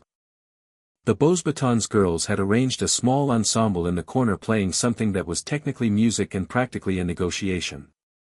Fleur stood near the refreshment table in a dress that was not her best but was good enough to look like she'd made an effort, which was important, because people remember effort as intention. She talked to 2 Hufflepuff girls about French pastry for 6 minutes. She accepted a glass of pumpkin juice she didn't drink. She laughed at something a Durmstrang boy said that was genuinely quite funny, which was unexpected, and she filed it away as a reminder that people contain surprises. Harry arrived at 7:20 with Ron and Hermione, moving through the door the way he always moved through doors, looking for exits first, then threats, then people he was glad to see, in that order, an instinct so ingrained he probably didn't know he was doing it. He found Fleur across the room and their eyes met for approximately half a second, which communicated everything that needed communicating and nothing that shouldn't be communicated in a room full of teachers. Ron was doing what he'd been asked to do, which was be normal, and he was being normal with a focus that was slightly too intense, the way people are when they're concentrating on being relaxed. Hermione was doing it better, talking to a Ravenclaw she actually liked, genuinely engaged, which was either evidence of her superior composure or evidence that she'd found something interesting to discuss, probably both. Fleur let 20 minutes pass. She moved through the room. She talked to people. She was present in the way that presence needs to be when you're trying not to be remembered later for being absent. She made eye contact, she smiled, she asked questions that were real enough to get real answers. At 7:40 she angled toward Harry, naturally, the way 2 people move toward each other when the crowd gives them an opening. Enjoying yourself, he said, quietly, as she arrived beside him. Tremendously, she said. A Durmstrang boy explained Quidditch strategy to me for 4 minutes. I have never been more educated. His mouth twitched. He looked out at the room. Moody's not here, he said, barely audible. I noticed. She'd noticed at 7:15. Moody's absence was either coincidence or something worse, and she decided to treat it as coincidence until evidence suggested otherwise. It doesn't change anything. No, he agreed. She picked up a small pastry from the table beside them and looked at it. My mother is at the Portkey station in Hogsmeade. She arrived an hour ago. The Portkey activates at 8:30, we have 45 minutes. He nodded, a small, controlled movement. In about 10 minutes, she said, I'm going to mention that it's warm in here and I'd like air. You'll agree. We'll tell the nearest person we're stepping outside briefly. And then we'll walk out. Just like that. Just like that. She looked at him. The simplest plans are the hardest to intercept. He looked at her with an expression that said he'd been intercepted on complicated plans enough times to believe this. Okay, he said. She put the pastry down. It had turned out to be something with too much anise in it. 10 minutes. She talked to a Beauxbatons girl about the Edinburgh trip, the fictional Edinburgh trip, which had been mentioned in the memorandum and would be mentioned again in the absence note her mother had prepared, and was natural about it, which was the important thing. Harry was talking to a Hufflepuff boy she didn't know, something about broomstick maintenance, and he was listening with the quality of genuine attention he gave to most things, which was the thing about him that kept catching her, the fact that he was present in a way that most people his age weren't, that he listened like what you were saying mattered, and she had thought about it enough to understand that it came from the same place as the rest of him, from a childhood where being attuned to the people around you was a survival strategy and had calcified into character. 750. She moved back toward him and said, clearly enough to be heard by a Ravenclaw girl standing 2 feet away, "It's terribly warm in here. I need air." "Yeah, me too," Harry said, with the perfect calibration of someone who means it. "Just for a few minutes." The Ravenclaw girl smiled and said something about the fairy lights generating heat, which was physically nonsense but socially useful because it made the observation part of a shared experience rather than a prelude to an exit. They walked toward the door. The corridor outside the great hall was empty and cool and smelled of old stone and torchlight, and Fleur kept walking. Harry matched her pace without being told to. Down the corridor, left at the junction, through the side door that opened onto the path along the east wing, and then out into the night air, which was cold in the way of Scotland in spring, sharp and real, and Fleur pulled her robe tighter and kept moving. "We're not stopping," Harry said. "Not a question." "We're not stopping," she confirmed. Across the courtyard. Down the path toward the gates, which were open because the cultural evening had students from all 3 schools and Filch had propped them from 8 to 10 as a standing arrangement. They passed 2 Durmstrang students having a conversation in Bulgarian. Neither student looked up. Through the gates. The road to Hogsmeade stretched ahead in the dark, lit by spaced lamps that turned the path amber, and Fleur walked it the way she walked everything she'd decided to do, without hesitation, without looking back, with the whole of her attention on what was ahead. Beside her, Harry made a sound that wasn't quite a word. "What?" she said. "Nothing," he said. "Then, I feel like I should feel worse about this." "About leaving?" "About, all of it. The tournament. Hogwarts. The fact that Dumbledore is going to wake up tomorrow and I'll be," he paused. "I don't feel bad," he said, with a note of wonder at himself. "I feel like I'm finally doing the right thing." She glanced at him. He was looking ahead at the Hogsmeade lights, something in his face that was simpler than his usual expression, less managed. "You are doing the right thing," she said. "For me," he said. "Which is, I'm not used to those being the same thing." She didn't say anything to that. It didn't need anything said to it. She just kept walking and he kept walking and the castle behind them got smaller and the lights of Hogsmeade got larger, and at 8:20 they pushed open the door of the Copper Stag and her mother looked up from the table where she was sitting with 2 bags and a portkey that looked like a brass compass, and her expression did something that Fleur couldn't remember seeing before, pure relief, unfiltered, the relief of a woman who had planned every step of this and still hadn't been completely certain until this moment that it would work. "There you are," Apollon said, and stood up. "Here we are," Fleur said. Her mother looked at Harry with the clear-eyed directness she brought to every significant moment. "How are you?" "Honest answer." Harry said. "I feel better than I have in months." Apollon nodded, once, with satisfaction. Then she held out the compass. "We have 8 minutes. The portkey will take us directly to the estate grounds. When we land, your father will be there," Fleur said. "Don't be surprised by him." Harry blinked. "What's surprising about him?" "Nothing. He hugs people." "Oh," Harry said, absorbing this. "Okay. Take hold," Apollon said. They took hold. The compass turned warm in Fleur's fingers, then hot, and then the world went sideways in the particular uncomfortable way of long-distance portkey travel, not the quick snap of a short port key but the full drawn-out disorientation of international transit, 300 miles in 6 seconds, the ground beneath her feet becoming no ground and then becoming ground again and the cold Scottish air becoming Mediterranean night, warm and dark and smelling of lavender and salt. They landed on the estate's lower terrace. The Delacour estate sat in the hills above the Luberon Valley in Provence, and at night it was the kind of place that people used as evidence for the existence of magic even when they didn't know magic was real.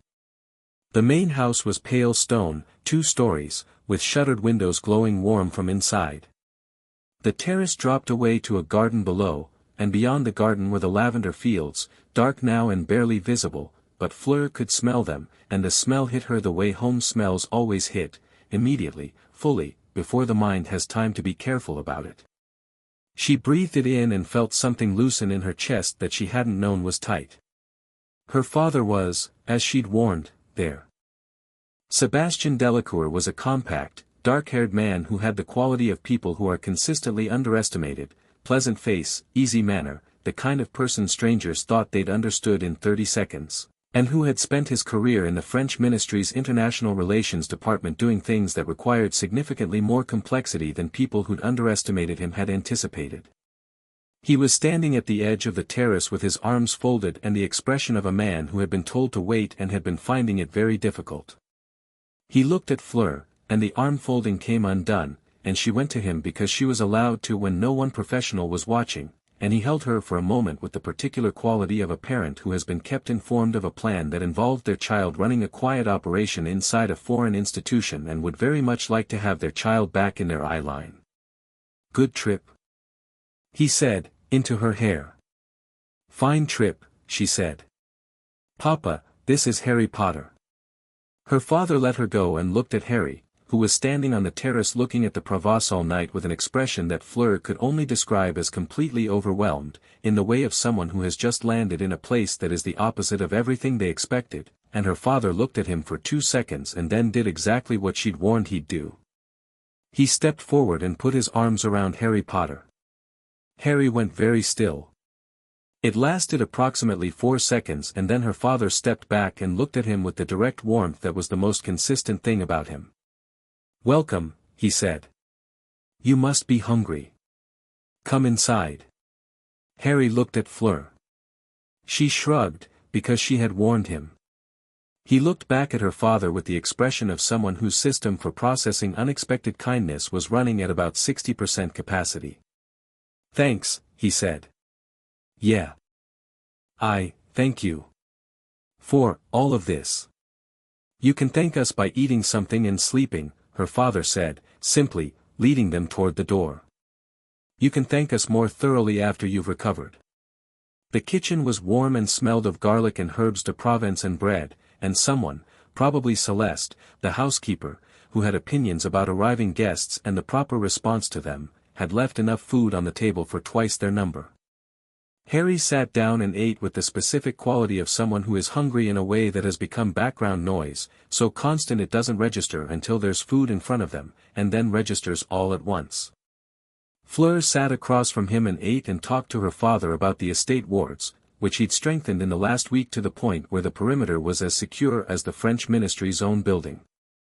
Her mother sat at the end of the table and wrote something in a small notebook, occasionally contributing to the conversation without looking up. "Madame Voss arrives tomorrow morning," her father said. She was not pleased about the schedule change. She was extremely not pleased, Apollon confirmed. She used the phrase absolute improvisation, which for Marguerite counts as profanity. "Will she be ready?" Fleur asked. "She was ready 3 days ago," her mother said. "She's been ready since 1987. She's not pleased about the schedule change because she thinks preparation windows exist for a reason, which they do, but the space is adequate and she knows it." She finally looked up. "She'll complain and then she'll do the work perfectly. That's Marguerite." Harry had been listening to this with his fork suspended partway through a movement. "What does the ritual actually feel like?" he said. "From the inside." Apollon put down her notebook. "The previous recipients have described it differently. Most say it's like a pulling sensation. Deep, not painful exactly, but disorienting, because it disrupts the soul's sense of its own edges. Some said it felt like untangling something that had been knotted for years. She paused. Madame Voss will be very precise. She'll find the fragment's connection points and loosen them before she extracts, so the removal is clean rather than abrupt. The most uncomfortable part is usually the moment just before extraction, when the fragment becomes aware of what's happening. Harry was very still. It becomes aware. Soul fragments retain some of the original's characteristics, her mother said, with the careful precision of someone who is choosing to be honest rather than comfortable. Including self-preservation. It will resist. You may feel resistance. From inside my own head, Harry said. Yes. But it will be brief. Seconds. Madame Voss has managed every extraction before it became destabilizing. Apollon met his eyes. I will not lie to you about the difficulty of this to make you feel better. But I will tell you clearly, this is manageable, it has been done before, and you will be fine. Harry looked at her. Something in his face settled. Okay, he said. Good. I'd rather know. I know you would, her mother said, and went back to her notebook. Her father refilled Harry's glass without asking. Harry watched this happen with an expression that was, Fleur thought, the closest thing to bewilderment she'd seen on him, the expression of someone encountering hospitality that had no visible agenda. Later, her father took Harry upstairs to the room that had been prepared, the east-facing room, the one with the view of the valley, the best room for someone who'd never had a good room, and Fleur stood in the kitchen with her mother and felt the day settle around her like something physical. He hasn't said anything about the house, she said. He hasn't had to, her mother said. Fleur looked at the table, at the evidence of the meal, at the ordinary warm chaos of a family's kitchen. He looked at the terrace the way you look at something you thought wasn't real, she said. Her mother was quiet for a moment. Then she said, his file from the British Ministry, I had a contact pull it last week. The Hogwarts medical records are sealed, but the social registry isn't. She folded her notebook closed. The address in Surrey, the Dursley household, the magical welfare indicator for that address is, she stopped. Fleur had never heard her mother stop in the middle of a sentence like that. It's very low, she finally said. It has been very low since 1981. Fleur stood with that. Dumbledore placed him there, her mother said. Against the expressed recommendation of multiple people. He placed an infant in that household and maintained the arrangement for 14 years because the ward required it, and he decided the ward was worth what it cost. She stood up, and her voice was completely level, which was more frightening than anger. We will not be having a conversation with Albus Dumbledore about this that goes in any direction except one. When? After the ritual. When Harry is safe and stable and France's position is clear. Her mother picked up the notebook. One thing at a time. Tonight he sleeps. Tomorrow Marguerite comes and we begin preparing the ritual space. The day after tomorrow, she stopped. Because upstairs, distantly, there was the sound of a window being opened, and then silence, and Fleur understood without going up that Harry was sitting in the east-facing room looking at the valley in the dark, breathing Provençal air for the first time. She thought of the lavender fields at dawn, the way the light came over the hills and turned everything gold. One thing at a time. Madame Voss arrived at 9 the following morning in a car that should not have been able to navigate the lane leading to the estate and somehow had. She was a small, sharp-featured woman of indeterminate age, somewhere between 60 and 160, depending on the light, with silver hair cut severely and hands that were completely steady, which was the most important thing about her and which Fleur clocked within the first 30 seconds. She had a large case that she didn't let anyone else carry, and she looked at everything with the evaluative precision of someone who was already working. She looked at the ritual space, the estate's lower hall, stone-floored, which had been cleared of furniture and warded according to her specifications, with the expression of someone finding it adequate in the way that a master craftsman finds adequate tools adequate, not ideal, but sufficient for someone who knows what they're doing. The channels are acceptable, she said, to Apollon, which was apparently high praise. I'm relieved, Apollon said, drily. Madame Voss looked at Harry. Harry looked back at her with the direct assessment he gave everyone, and she gave him the same in return, and Fleur thought, these are two people who have decided to take each other seriously, which is the correct foundation for this. You're the boy, Madame Voss said. I'm Harry, he said. You're the boy carrying the fragment, she said, with complete clinical matter-of-factness. I need to examine it before we begin. Sit down. Harry sat on the stool she indicated. Madame Voss opened her case and removed something that looked like a longer, more elaborate version of her mother's diagnostic disc, a wand carved from something Fleur didn't recognize, with a compass housing at the base, etched with symbols that predated modern runic notation by several centuries. She began a diagnostic that took 40 minutes, during which she murmured in old Provençal dialect, made notes in a hand so small it was nearly illegible, and moved around Harry in a slow circle 3 times. Fleur watched from the doorway. Her mother stood beside her. Harry sat perfectly still. Not the stillness of someone who'd been told to sit still, the stillness of someone who had decided that the discomfort of being examined was a reasonable price for information. His eyes tracked Madame Voss each circuit, not nervously, just attentively. When the 40 minutes were done, Madame Voss stood in front of him and said, "It's well embedded but not well rooted.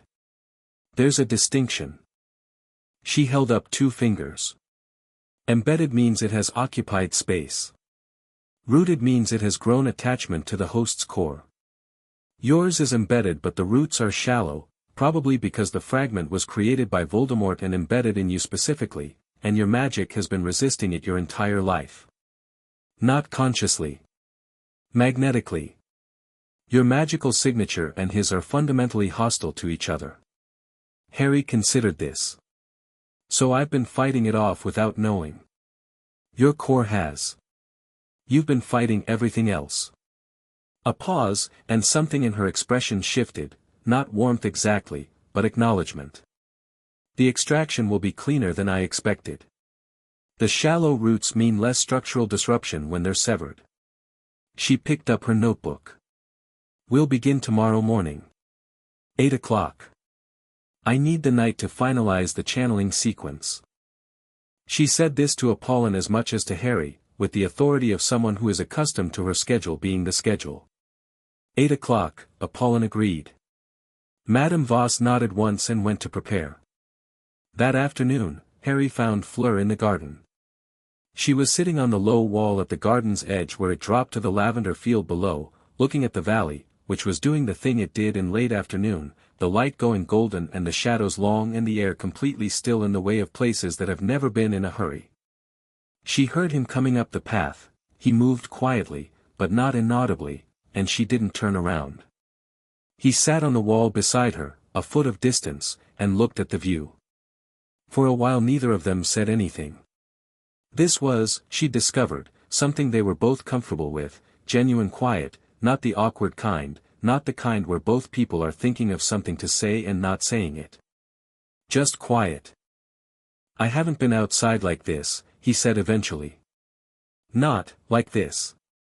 Just. Outside. She understood what he meant. Not outside to get somewhere. Not outside because the task required it. Just outside in the actual world, in actual weather, with nothing required of him. The valley is best at dawn, she said. The light comes over the eastern hills and turns the lavender gray-green first and then gold. It takes about 20 minutes. I used to get up early to watch it when I was small. I'll be here at dawn, he said. Completely straightforward. She looked at him sideways. He was looking at the valley with a quality of attention that she recognized as the thing he gave to things that mattered, and she thought about everything she'd learned about his life, the Dursleys, the scar, the tournament, the years of being managed and moved and placed exactly where someone else needed him to be, and she thought about what it meant that he was sitting here in her family's garden looking at the valley like it was something he wanted to memorize. What are you going to do? She said. After. The Horcrux after, or the, all of it. Britain. Dumbledore. The war. He was quiet. I don't know yet, he said. Before all of this I thought I knew, go back, finish school, deal with Voldemort when it happened, accept whatever Dumbledore's plan was because it was the only plan available. He paused. Now I know there are other plans. That's different. Does it feel better? Yes, and terrifying, he said, with the self-aware honesty that she'd come to expect from him. Knowing you have options means being responsible for the choices. Before, I could just do what I was told and see what survived. And now? He looked at her. The afternoon light was doing something particular to the lines of his face, making him look older and younger at the same time, which was exactly what he was. Now I think I want to make actual choices, he said. I don't know what they are yet. But I want them to be mine. She nodded. And you, he said. After. She thought about this. The tournament felt, from here, like something that had happened to a slightly different version of her, competent, focused, going through the correct motions. The last month had been something else entirely. Beaux batons for another year, she said. Then I think, the ministry. French side. Magical creatures and spiritual affairs. There's work to do. You'd be good at that, he said, like it was obvious. I know, she said, without false modesty, and he laughed, and she laughed too, and the valley below them caught the last of the golden light and held it. That evening her father made dinner with the same unfussy competence he brought to everything domestic, and they ate at the long table in the kitchen with the windows open onto the warm night, and the conversation moved the way family conversations move when they're going well, sideways, associative, full of in-jokes that require context and digressions that lead somewhere unexpected. Fleur watched Harry find his footing in it, watched him figure out the rhythms of her family's table, and saw the moment, somewhere between the cheese course and the fruit, when he stopped managing the experience and just had it. He laughed at something her father said about the French ministry's position on enchanted kitchen appliances. Genuinely, unguardedly, in the way she'd now catalogued as the real one. Her father caught her eye across the table. He smiled the way he smiled when he knew something she hadn't told him. She gave him the look that meant we are not discussing this. He refilled Harry's wine glass with the particular expression of a father who has decided a young man at his table deserves good wine and a proper dinner, and Fleur looked at her plate, and felt something warm settle in her chest that she was, temporarily, not going to examine too closely. After dinner Harry helped clear the table, which surprised her father enough that he said something about it, and Harry said, simply, that he'd grown up doing it and it was automatic, which shut that particular conversation down more thoroughly than any other response could have. Her mother looked at her across the kitchen. Fleur looked back. Neither of them said anything. They didn't need to. She didn't sleep well. Not from fear, she'd processed fear, moved through it, arrived at the other side. From anticipation, the specific edge of a thing about to happen, the sense of a held breath just before release. She got up before dawn. The terrace was empty. She went down the path to the garden wall and sat in the dark, and she heard, rather than saw, Harry arrive behind her 5 minutes later and take his place on the wall. They sat in the dark together and watched the light come over the eastern hills. It took, as she'd promised, 20 minutes. The lavender went gray-green first, the color of something just found, and then the gold came over the ridge and spread down the slope and hit the field in a wave, and Harry made a sound beside her that was not a word but was completely clear in its meaning. Yes, she said. Every morning, he said. Every morning. He was quiet. The light built and the valley came alive and the first bird started, and eventually he said, very quietly, I'm glad you felt it. At the lake. Whatever you felt, I'm glad you didn't walk past it. She looked at the valley. At the lavender field going gold. At the hills and the sky and all the ordinary extraordinary beauty of a morning that was nobody's strategy and nobody's plan, just the world doing what it did. So am I, she said. In 4 hours, Madame Voss would begin. Chapter 5, the ministry blinks first. The lower hall at 8 in the morning had a quality of held breath to it. Madame Voss had arrived before anyone else was awake, which Fleur discovered when she came downstairs at 6:30 and found the woman already in the ritual space, moving in a slow deliberate circuit of the stone floor with something that looked like a compass but tracked ley line intersections rather than magnetic north. She'd placed 14 small objects at specific points around the room, some carved stone, some brass, one that appeared to be a piece of very old wood wrapped in copper wire, and she was humming, low and constant, in old Provençal dialect, the kind of sound that settled into the walls. Fleur stood in the doorway and watched her for a moment. "Stop lurking," Madame Voss said, without turning around. "I wasn't lurking. I was observing. In doorways that's the same thing. Come in or go away." A pause. "Come in. I want another set of eyes on the third channeling point." Fleur came in. The third channeling point was a stone marker in the northeast corner that was supposed to be aligned with the ley current running under the estate's lower foundations, and Madame Voss was concerned that the current had shifted slightly since the estate's original warding had been laid, which it had, because ley currents do that over decades, and the question was whether the shift was within the ritual's acceptable margin. They spent 40 minutes determining that it was, marginally, which satisfied Madame Voss in the way that adequate tools satisfied her, which was to say not with enthusiasm but with the professional acceptance of someone who had worked with worse. Harry came downstairs at 7. He was dressed, he'd slept more than Fleur had expected, and he looked, she thought, like someone who had made their decision in the night and arrived on the other side of it clear. Not calm exactly, alert, present, the quality he got when he'd decided to do something and was focused on doing it correctly. He stood in the doorway of the lower hall and looked at the ritual space, at the markers and the cleared stone floor and Madame Voss, who looked back at him with her evaluative precision. "Slept?" she said. "Some," he said. "Eaten?" "Not yet." "Go eat something. You need your core settled. Ritual works better on a fed body than an empty one." He went and ate, and Fleur's father made him eggs and bread and coffee and sat with him while he ate in the easy uncomplicated way that her father sat with people, not requiring conversation, just providing company, and Fleur thought about the fact that this was the second morning Harry had woken up in a house where someone made him breakfast without an agenda attached to it, and she wondered how long it would take before it stopped feeling surprising to him. Her mother came downstairs at 7:30 and reviewed the ritual space with Madame Voss for 20 minutes, and they spoke in the professional shorthand of two women who had been in correspondence about this for weeks and didn't need to rebuild context from scratch. Her father cleared the kitchen and came to stand at the edge of the hallway. Fleur stood with him. At 8 o'clock, Madame Voss said, "Bring him in." Harry sat in the center of the stone floor on a low chair that Madame Voss had placed with geometric precision relative to the channeling markers. He sat with his hands on his knees, his back straight, his eyes on Madame Voss, and he looked, Fleur thought, like himself, wholly, simply himself, without the performance layers that most people wore in high-stakes moments.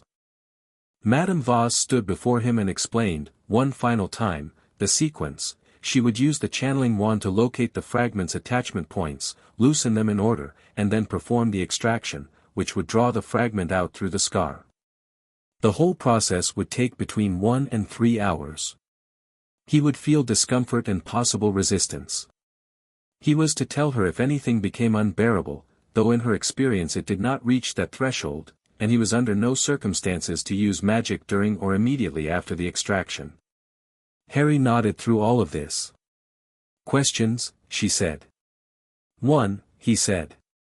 "When the fragment is out, what happens to it?" Madame Voss picked up a small sealed vessel from her case, heavy dark glass with brass fittings. "It goes in here. The vessel is designed to contain soul fragments, it neutralizes them. The fragment cannot survive outside a host without the vessel's containment, and it cannot exit the vessel once sealed." She looked at him steadily. "It cannot return to you." He looked at the vessel. Then he nodded, once. "Okay," he said. "Let's go." Madame Voss began.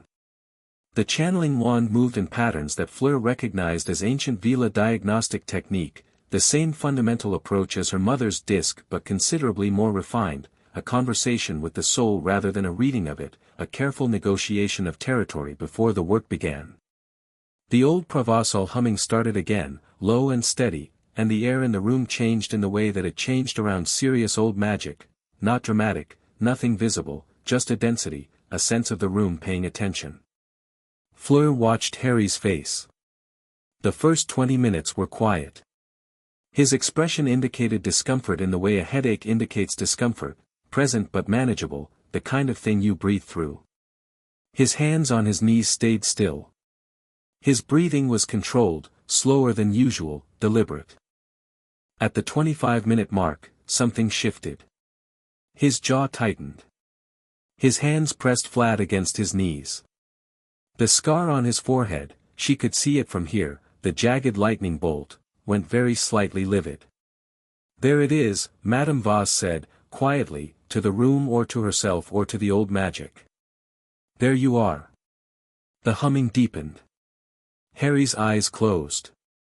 His breathing stayed controlled but required visible effort to stay that way, and Fleur felt the thing in her chest that she'd been feeling since the lake, the instinct that had started all of this, fire with a clarity that was almost physical, the wrongness, sharp and suddenly present in a way it had never been before, because it was being disturbed, and disturbed things broadcast. Her mother moved closer without touching him. Fleur moved to his left side. This wasn't planned, it was instinct, the same pull that had made her stop at the lake, the same gravity, and she stood there and put her hand on Harry's shoulder because he was fighting something in his own head and he wasn't alone in this room. He didn't open his eyes. But something in his shoulder, under her hand, eased a fraction. Madame Voss kept working. 40 minutes. 50. At the 55-minute mark, Harry made a sound, short, controlled, the sound of someone accepting a sharp pain, and his hands went white-knuckled on his knees. Madame Voss's humming went up a register and she moved her wand in a precise rapid sequence that Fleur's training recognized as the extraction finale, the final loosening of the last attachment point, and the air in the room did something that had no good magical language for it, compressed, maybe, gathered, and then released, like a drawn breath let go. Harry's head went back. The scar blazed, actually blazed, a brief fierce light, nothing fire-like, something older, and then something came out of it. It wasn't visible. Fleur couldn't have described it with her eyes. But she felt it, clearly and horribly, a presence that was wrong in every register she had, that brushed past the edges of her awareness with the specific quality of something that knew what she was and hated it and was too small now, too weakened, too extracted to do anything about it, and she stood her ground and didn't move. And Madame Voss moved the channeling wand in 3 final precise strokes and said something in Old Provençal that was not a spell and not a prayer but something from before. Those categories were separate, and the wrongness went into the dark glass vessel, and Madame Voss sealed it with 3 sharp turns of the brass fittings. The room went quiet. Harry sat in the chair with his eyes closed and his chest heaving and the scar on his forehead not blazing anymore, just a scar, just an old mark on skin, still and ordinary. Then he opened his eyes. Fleur knew green eyes. She'd looked at them enough in the past weeks to have an established reference. But what she saw now was not what she'd seen before. Not dramatically different, he was still Harry, still the same face, still the same person. But the green had a quality it hadn't had. A clarity. The difference between a window with old glass and a window with clean glass, same view, but suddenly without the distortion you'd stopped noticing was there. He looked at her hand on his shoulder. He looked at her face. He looked at his own hands, which he opened and closed slowly. "It's gone," he said. Madame Voss, who was labeling the vessel with the same efficiency she brought to everything, said, obviously. Harry breathed. Long and slow and real. "What does it feel like?" Fleur asked. He thought about this with the seriousness he brought to important questions. "Like a sound I'd gotten so used to I didn't know it was there," he said, stopped. Her mother's hand found Fleur's arm briefly, and she squeezed once, and Fleur understood all the things in that squeeze because her mother spoke fluent pressure language and this one said we did it right and I knew we would and don't cry, we're not done yet. Fleur wasn't crying. She was just very present in the moment. Don't use magic for 12 hours, Madame Voss said to Harry, picking up her case with the air of someone who has completed the job and is thinking about the next one. Drink water. Eat something substantial. Your core will be recalibrating and it will feel unusual, some things will feel easier than you expect and some will feel harder. Don't fight either. Just let it settle. She looked at him over the top of her case. You were a good patient. That's probably the nicest thing anyone said to me this month, Harry said. Madame Voss, who had been entirely businesslike for 2 days, showed the edge of something that might eventually become a smile. It was meant professionally. I know, Harry said. It was still nice. By noon, the British Ministry of Magic had noticed.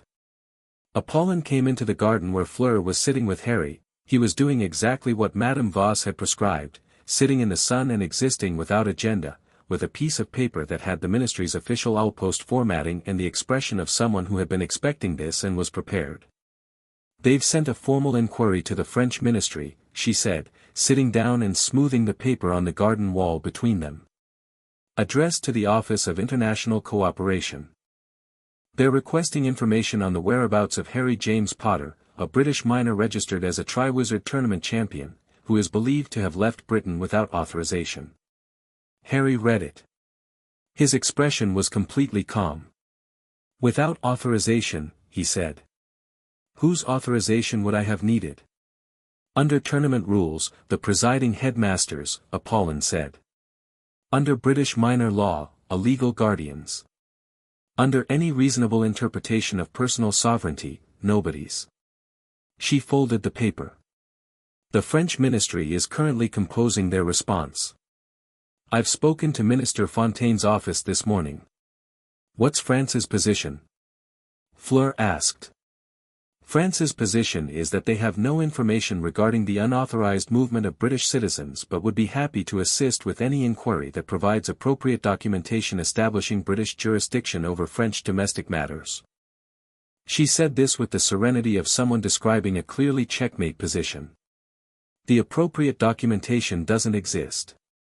It cannot be created in any timeframe that's useful to fudge. Harry was quiet. He's going to be angry, he said. Furious, Apollon agreed. And Dumbledore? Her mother's expression did something more careful. Dumbledore sent a separate owl. Not official, personal. To me, directly. She produced a second letter, this one in a different hand, the familiar slanted script of a very old wizard who had spent decades communicating in careful, layered language. She handed it to Fleur. Fleur read it. It was 3 paragraphs. The first expressed concern for Harry's well-being and a hope that he was safe. The second expressed, with more subtext than text, an awareness of what the extraction ritual entailed and a request to discuss the matter. The third was a single sentence, I have not always been right, but I have always been trying to protect him. She handed it to Harry without comment. He read it. His face moved through several things in sequence, old hurt, recognition, something complicated, and then a settling into something clear. He knew, Harry said. Yes, Apollon said. The whole time. Almost certainly, yes. He held the letter for a moment and then put it down on the garden wall. He didn't crumple it, didn't make a drama of it, he just put it down and looked at the lavender field and let the full weight of it arrive and sit with him. I want to talk to him, he said. Not now. Not today. But I want to, there are things I need to say to him that I couldn't say before. Before? Fleur asked. Before I was sure I was allowed to. He looked at her. It's different now. The fragment, even if I didn't know it consciously, some part of me always knew there was something in me that belonged to him.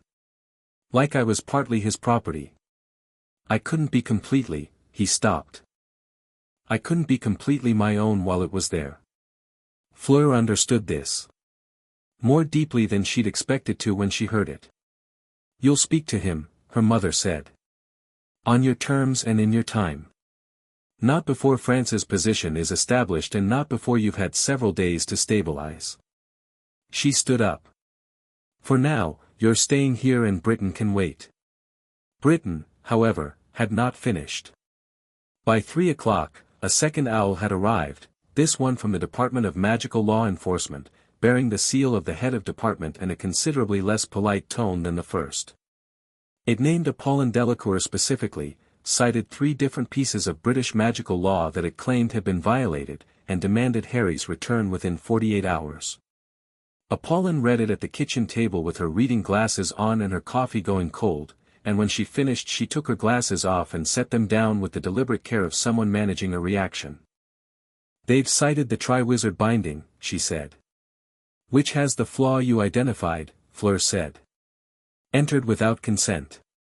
Which I will be very happy to raise with the ICW if they persist."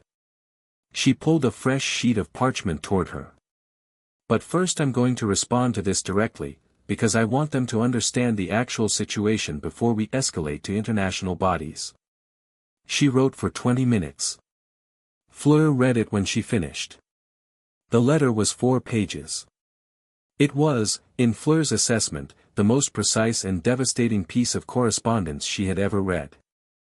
It established, in order, the illegal nature of Harry's tournament entry, the known existence of a dark artifact embedded in his person that had been allowed to remain there by a person in loco parentis for 14 years, the successful extraction of said artifact under French Veela medical oversight, the France-side legal basis for refusing extradition, and, in the 4th page, which was the page that would cause the most damage, an itemized account of the British ministry's documented failures in Harry Potter's welfare since 1981, sourced from the same publicly available ministry registries that Apollon had cited to Fleur weeks earlier. The last paragraph stated, with absolute composure, that France would be sharing the Horcrux extraction documentation with the International Confederation of Wizards unless the British Ministry of Magic withdrew its demands and engaged with France in a formal diplomatic discussion about the security implications of the events at Hogwarts in 1994. It was, in other words, a counter-move that made Britain's 48-hour demand look like a small child demanding their ball back while the adult held all the leverage. "This will make fudge incandescent," Fleur said. "Yes," her mother agreed. "Good." Apollon sent it. Harry was on the terrace when Fleur found him in the late afternoon. He was standing at the edge, arms on the stone railing, looking at the valley, and something had changed in his posture over the course of the day, a loosening, incremental, as though his body was taking inventory of itself now that it had full occupancy, and finding that some things it had been braced against were no longer there. She stood beside him at the railing. "How are you feeling?" she asked. The real question, not the social one. "Stronger," he said, and he said it like he was reporting a fact rather than expressing a sentiment, checking in with himself and relaying the result. Madame Voss was right about the precision thing. "I can feel where my magic is, in a way I couldn't before. It's always been there, obviously, but more like a room I knew existed than a room I could see. Now it's," he paused. "It's like someone opened the curtains." "Can I?" she hesitated, which was unusual for her. "Can I check?" "With the instinct. I want to know what I feel now." He turned to look at her, and his expression was open, willing. "Yes," he said. She let the instinct out the way her grandmother had taught her, not forcing it, not directing it, just removing the management she put on it in public spaces and letting it run. It moved toward Harry the way it had always moved toward Harry, the same magnetic pull, the same, clean. Just him. No wrongness, no second shadow, no structural wrongness in the wall. Just a magical signature that was strong and specific and entirely singular, and the instinct, finding nothing to alert her about, settled. She blinked. He was watching her face. "Well," he said. "Nothing," she said. "Just you." Something moved across his expression. Not relief, he'd had relief in the lower hall after the ritual. This was something else, something that had taken the whole day to arrive, something that needed the practical absence of the wrongness to feel real. He turned back to the valley and breathed. "Good," he said, quietly. She stood beside him at the railing and didn't say anything, and he didn't say anything, and the valley did what it did in the late afternoon, the shadows going long and the light going warm, and there were swallows over the lavender field in the distance, moving in the specific chaotic precision of swallows, fast and purposeful and certain of themselves. "The Horcrux," he said. "Voldemort. He's still out there." "Yes. The connection's gone. I can't feel him anymore, which means he can't feel me." He paused. "He doesn't know yet that it's gone." "Probably not. The fragment would have transmitted its own removal, but Voldemort is currently limited. The tournament year has kept him at a distance and Dumbledore's information suggests he's still regaining physical form." She'd had this conversation with her mother, who had sources in the British magical community that she didn't fully explain but clearly trusted. "He'll know eventually. When he knows," Harry said, "everything changes. He'll know he doesn't have the anchor anymore. He'll know I'm free of it." He was thinking out loud, she understood, not asking her, just running through it, the same thing he did with strategy, working it forward. He might try to move faster. He might. "Which is why Britain needs to stop being stupid about him," Harry said, with the flat certainty of someone stating something that should have been obvious for years. Fudge's denial isn't just political cowardice, it's a genuine security failure. Every month he spends calling Dumbledore a liar is a month Voldemort isn't being countered. "That's what France intends to force," Fleur said. "The diplomatic conversation. They're not subtle about what outcome they want." Harry looked at her. "Will it work? France applying formal diplomatic pressure on Britain regarding a known security threat, while holding evidence of Horcrux activity?" She considered. "Fudge will resist until he can't. Which gives him, at our estimate, 2 to 3 weeks before the ICW becomes involved and he has no remaining political choice." Harry nodded slowly. His face was moving through the calculation, the strategic mapping, and she saw, watching it happen, something that was new, or rather, something that had been there but was cleaner now, more itself. The mind that had survived 4 years of being deliberately put in danger and had navigated every one of those situations was sharper than it had been this morning, more precise, like the curtains he described. "I want to help with that," he said. She raised an eyebrow. "The diplomatic pressure." "Not diplomatically, I'm 14, I'd be useless in a formal context. But if France needs testimony. Evidence. If the ICW needs to hear from the person who was carrying the Horcrux," he turned to look at her fully. "I'm not going to hide in Provence while Britain makes decisions about my life again. I've done enough of that." She looked at him. This was what she'd been watching for, the thing her mother had told her to wait for.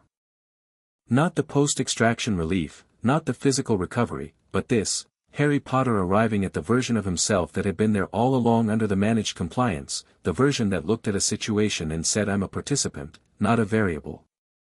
"I'll tell my mother," she said. "She'll say something careful about timing," he predicted. "She'll say something careful about timing," Fleur agreed. "And she'll also be pleased. She doesn't really do pleased. She does pleased very quietly. You have to watch for it." His mouth curved. "Like you." She processed this. "I don't know what you mean," she said, with perfect composure. He looked back at the valley with the genuine smile, the real one, and said nothing further, which was somehow more difficult to manage than anything he'd said.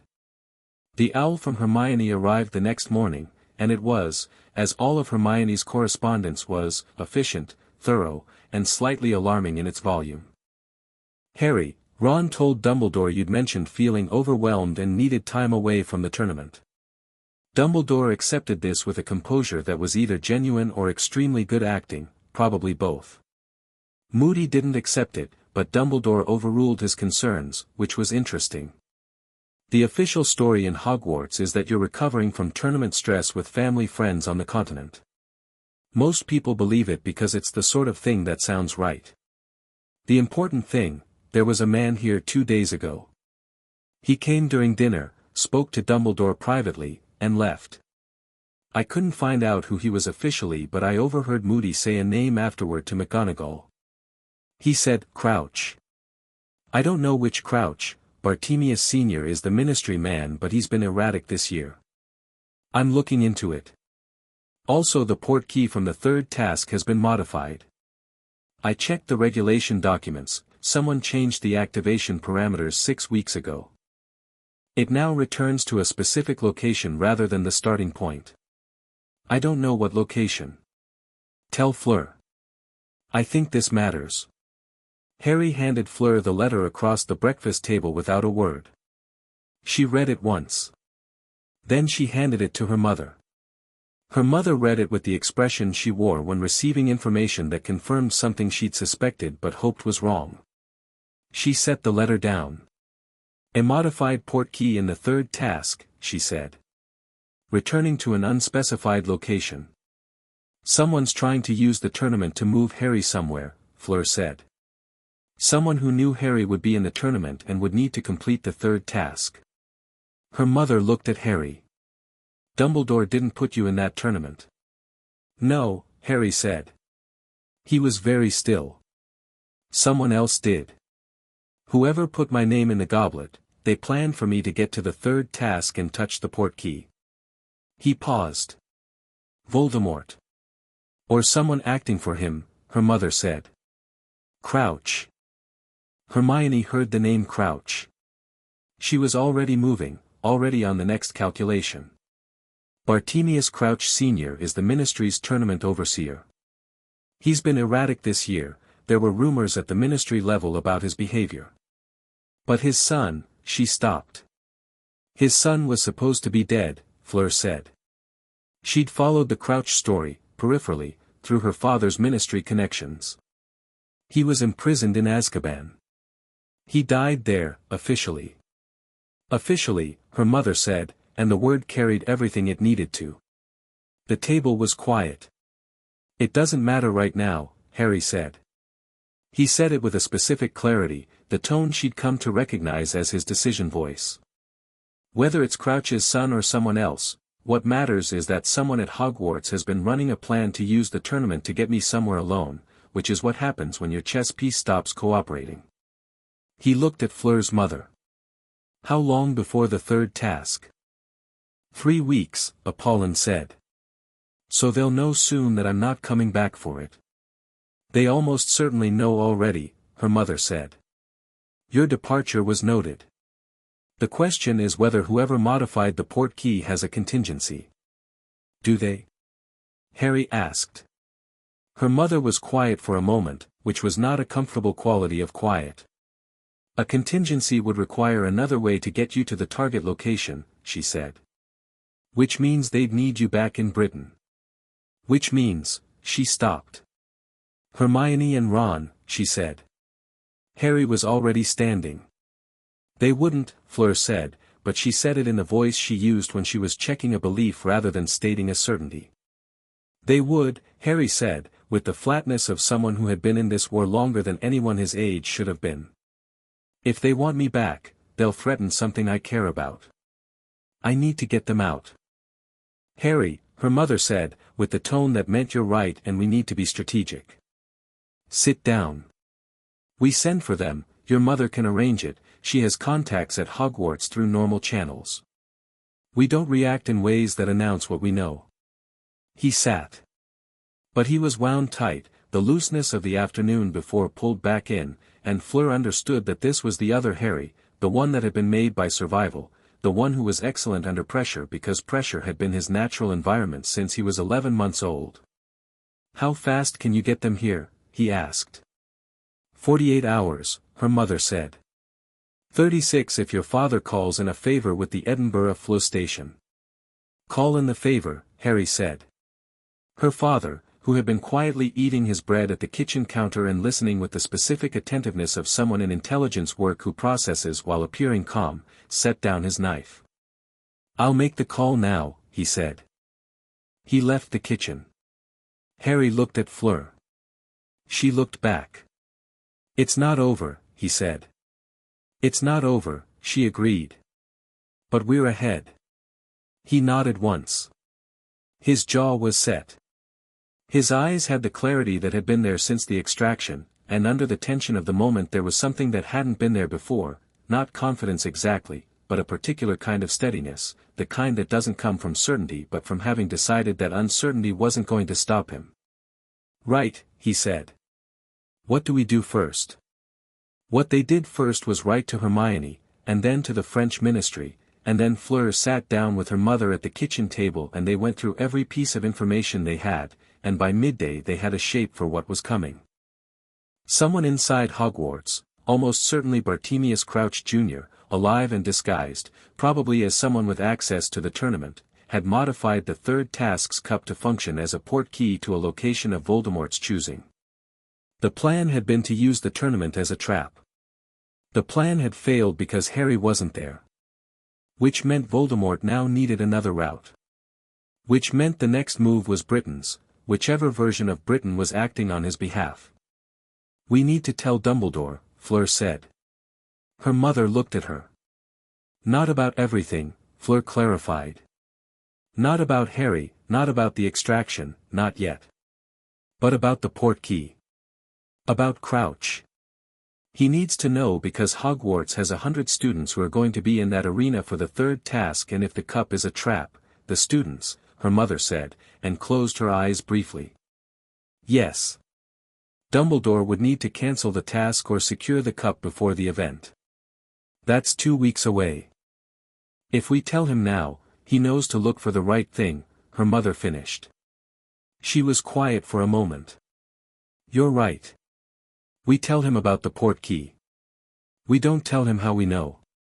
He'll guess. He'll guess and he'll have no evidence and he'll fix the cup." She opened her eyes. "I'll draft the communication. Anonymous, through a third party, enough detail to act on but no fingerprints we don't want." Harry had been listening from across the table. "Hermione found it," he said. "The modified portkey. She found it by checking the regulation documents. That's a legitimate thing for a student to have done." The two of them looked at him. "If Hermione tells McGonagall," he said, "it's a student raising a concern through official channels.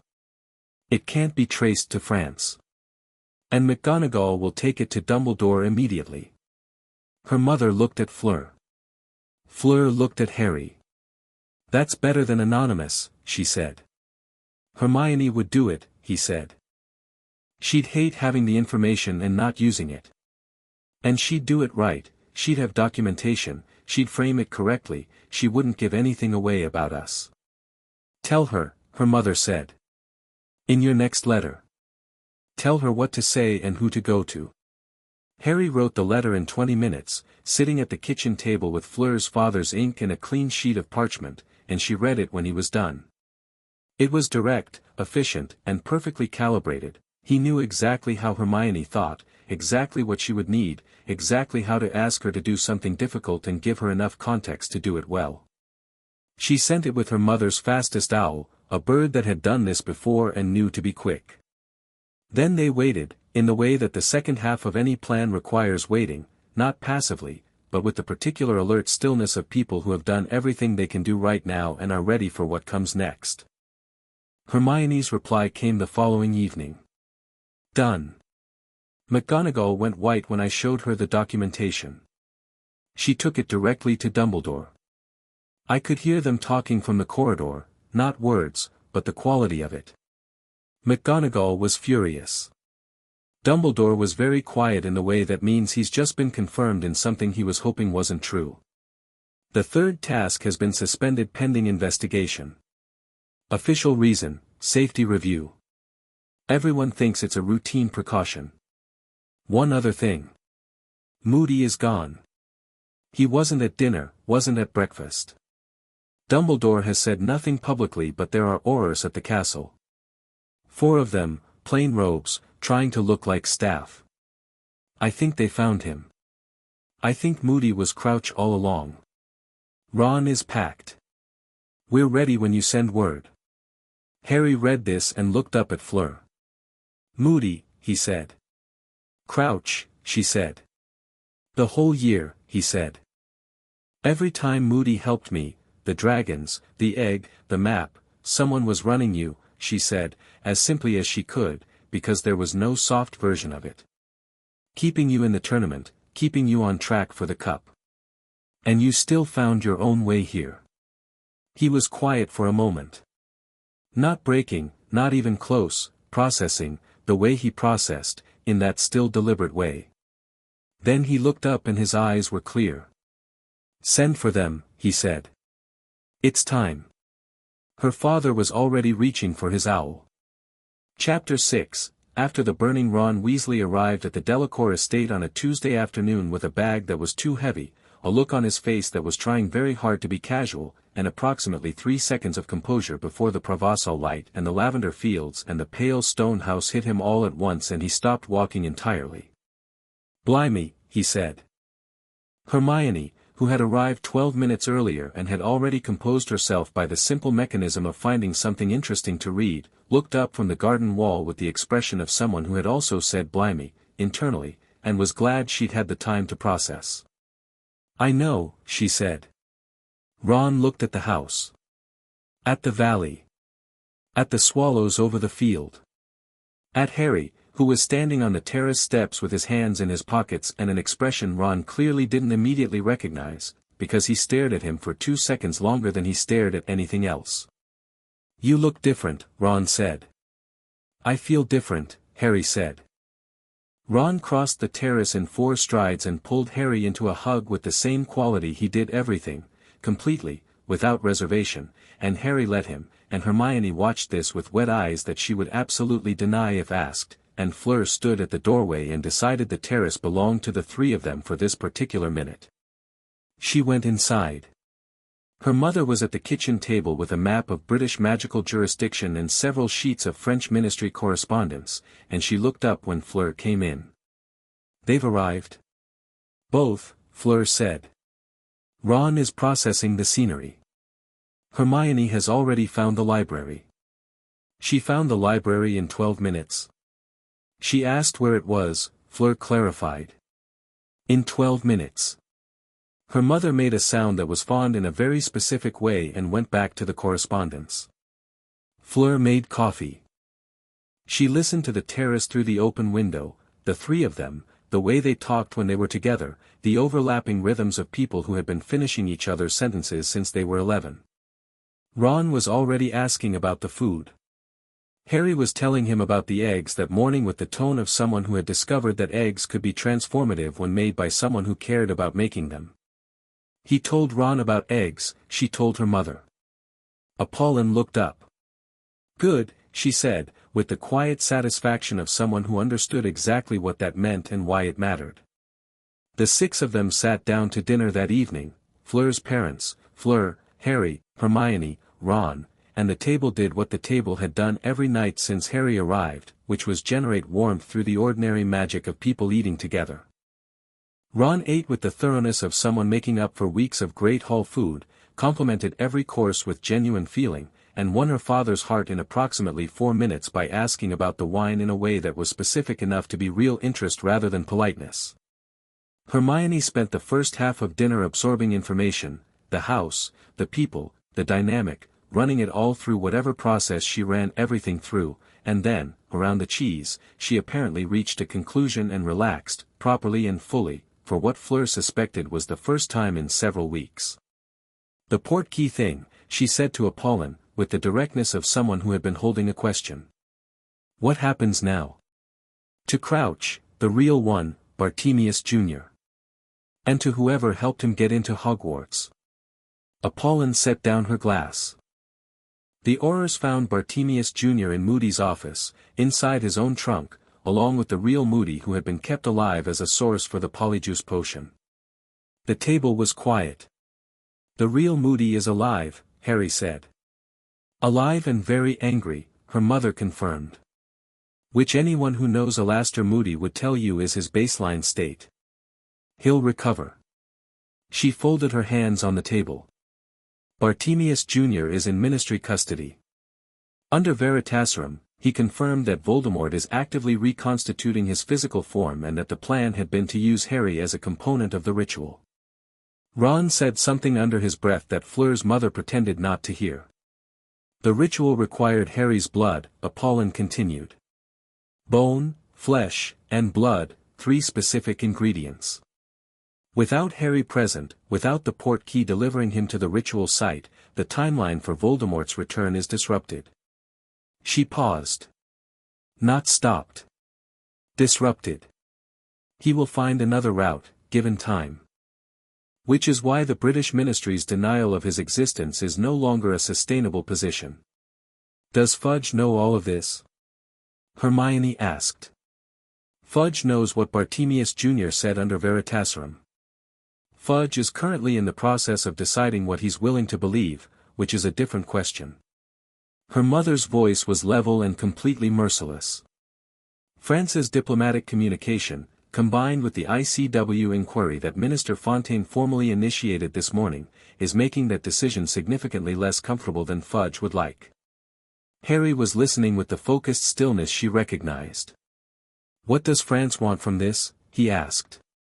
Not suspiciously, practically, with the understanding that wanting something didn't make you wrong. France wants the ICW to formally acknowledge that Voldemort's soul survived his first death, that he is in active reconstitution, and that the British Ministry's continued denial constitutes a failure of international magical security. Apollon looked at him. France also wants the ICW's Magical Welfare Subcommittee to formally review the events of the past 14 years as they pertain to you, specifically. Silence. Me specifically, Harry said. The documentation I sent to the British Ministry last week has been copied to the ICW. The welfare indicators, the documented failures, the Horcrux. All of it. She held his gaze. I asked your permission before I sent it. You said yes. I know, he said. I remember. Are you still comfortable with it? He looked at the table. Then at her. Yes, he said. If it changes something, yes. It will change things, she said, simply. Good, he said. The letter from Dumbledore arrived the following morning, and this one was addressed to Harry directly. Fleur was in the garden when he read it. He came and found her when he was done, which told her something. He sat on the wall beside her and handed her the letter without speaking. It was longer than the first one. It was also different in quality, the careful layered language was still there, but something had been stripped back from it, some of the careful management that Dumbledore put on every sentence, the way you sometimes hear a voice change when a person is very tired or very honest. He wrote about the Horcrux. He acknowledged that he had known. He used the word known without qualification, which was, Fleur understood, significant for a man who had spent decades communicating in constructions that allowed multiple interpretations. He wrote that he had believed, for years, that the soul fragment's removal was impossible, that the destruction of the piece required the death of the vessel, and that he had built his plans around this fact, and that he had told himself that a world without Voldemort was worth one terrible cost, and that he had found, over the years, increasingly convenient reasons why that calculation was correct, until Fleur's mother's letter had arrived and he had read it and understood that he had been wrong, and that the convenient reasons had been a story he told himself, and that there is a particular kind of wrong that is worse for being gradual. He did not ask for forgiveness. He said he didn't expect it and wouldn't request it. He said, what you deserve, at minimum, is the truth from me. The full truth, without management. I owe you that. I would like, if you're willing, to tell it to you in person, in your own time and on your own terms. Not because I need absolution, but because I think you deserve to hear it from my voice. I am not sure I deserve to ask anything of you. But I'm asking this. Fleur handed the letter back. Harry took it and looked at it for a moment longer. "What do you think?" he said. She considered this carefully, because he was asking for her actual assessment and not reassurance. "I think he means it," she said. "The tiredness in it is real. And he's not asking you to forgive him or to come back or to fit into anyone's plan. He's just asking to tell you the truth." She paused. "I think you should hear it. Not because he deserves the hearing, but because you deserve to have it said." Harry nodded slowly. "Not yet," he said. "Not today." "No," she agreed. "Not today." He folded the letter and put it in his robe. He looked at the lavender field. The morning was warm and clear, the kind of Provençal morning that felt actively benevolent, and the swallows were back over the field, doing their complicated aerial mathematics. "I've been thinking," he said, "about what I want." She waited. "I want to go back to Britain eventually," he said. "Not to Hogwarts, not right away. But back. To be part of what comes next." He looked at her. "Voldemort is going to reconstitute himself eventually. The Horcrux in me is gone, but there were others. Dumbledore's letter mentions that, obliquely. The war isn't done." He paused. "But I want to fight it as myself. Not as someone's weapon or someone's plan or the boy who lived. As Harry." She looked at him. "Which is possible now," he said. "That's what's different. Before, I was so tangled up in the whole thing, the prophecy, the fragment, being the only one who could do anything, I couldn't see that I had a choice about how. Now I can." "You have a prophecy?" she said. "Apparently," he said, with the tone of someone who had developed a healthy relationship with absurdity. "Dumbledore mentioned it. I'll get the details when I talk to him." A pause. "That doesn't bother me as much as it should." "Why not?" He thought about it. "Because prophecies are about outcomes," he said. "They don't tell you who you are on the way there. That part's still mine." She absorbed this. "That's a very mature perspective on having a prophecy," she said. "Your mother is extremely good at framing," he said, with a sideways look. She laughed. Genuinely, and it surprised her slightly, the way her own laughs still sometimes did when they came from a place that was fully real. "She is," she agreed. The ICW inquiry was formally opened on a Thursday, 9 days after Harry and Fleur had walked out of Hogwarts' main gate. Fleur's mother had spent those 9 days in near constant correspondence with the French ministry, with the ICW's procedural office, and with 3 other national magical governments that had privately expressed reservations about the British ministry's posture for years and were now, with France's move creating the opening, prepared to make those reservations official. The inquiry covered 2 things, the Voldemort security question and Harry's welfare. The first was broadly expected by anyone who'd been watching French diplomatic positioning. The second was, to British Magical Society, something between a scandal and a shock, which was approximately the right response. Her father brought the British papers, the Daily Prophet had gotten hold of the ICW's public summary and run with it, and the front page was, by all accounts, extraordinary. Fleur read it over breakfast. The headline read, "Boy who lived sought by ICW, Ministry faces welfare inquiry." The article beneath it was, by Daily Prophet standards, relatively accurate, because the ICW's public statement was specific enough that there wasn't much room for embellishment. It cited the Horcrux, the welfare registry data, the Triwizard entry, and the modified port key. It quoted an ICW spokesperson. It quoted Minister Fontaine, who had said, in his careful diplomatic way, that France had full confidence in Harry Potter's safety and well-being, which was both true and a statement of position that Fudge would understand meant something very specific. It did not quote Fudge. It noted that the ministry had declined to comment. Harry read the paper second.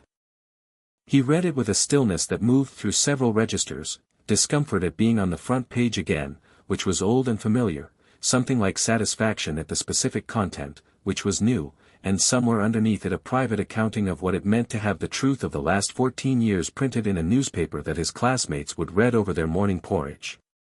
It'll be chaos in Britain, Ron said, from across the table, with the tone of someone who had opinions about chaos and most of them were complicated. It already is, Hermione said. She was reading the paper for the second time with her annotation instinct activated, which meant she was mentally correcting things. 3 inaccuracies in the first 2 columns, but the substance is right. The ICW quote is verbatim. She set it down. People are going to have questions. People have always had questions, Harry said. Difference is, for once, some of the answers are in print. Her mother came in from the hallway with the expression she wore when something had happened and she was managing how to present it. Fleur recognized this immediately. "What?" she said. The table went very quiet. "No," Harry said. Immediately, without heat, just as a simple fact. "No is a complete sentence," her mother agreed. "I'll respond accordingly." "Unless," Harry said. He paused. His expression was doing the thing it did when he was working through a problem, the focused internal mapping. "Unless the meeting is with the ICW present. And Dumbledore. And France's representative.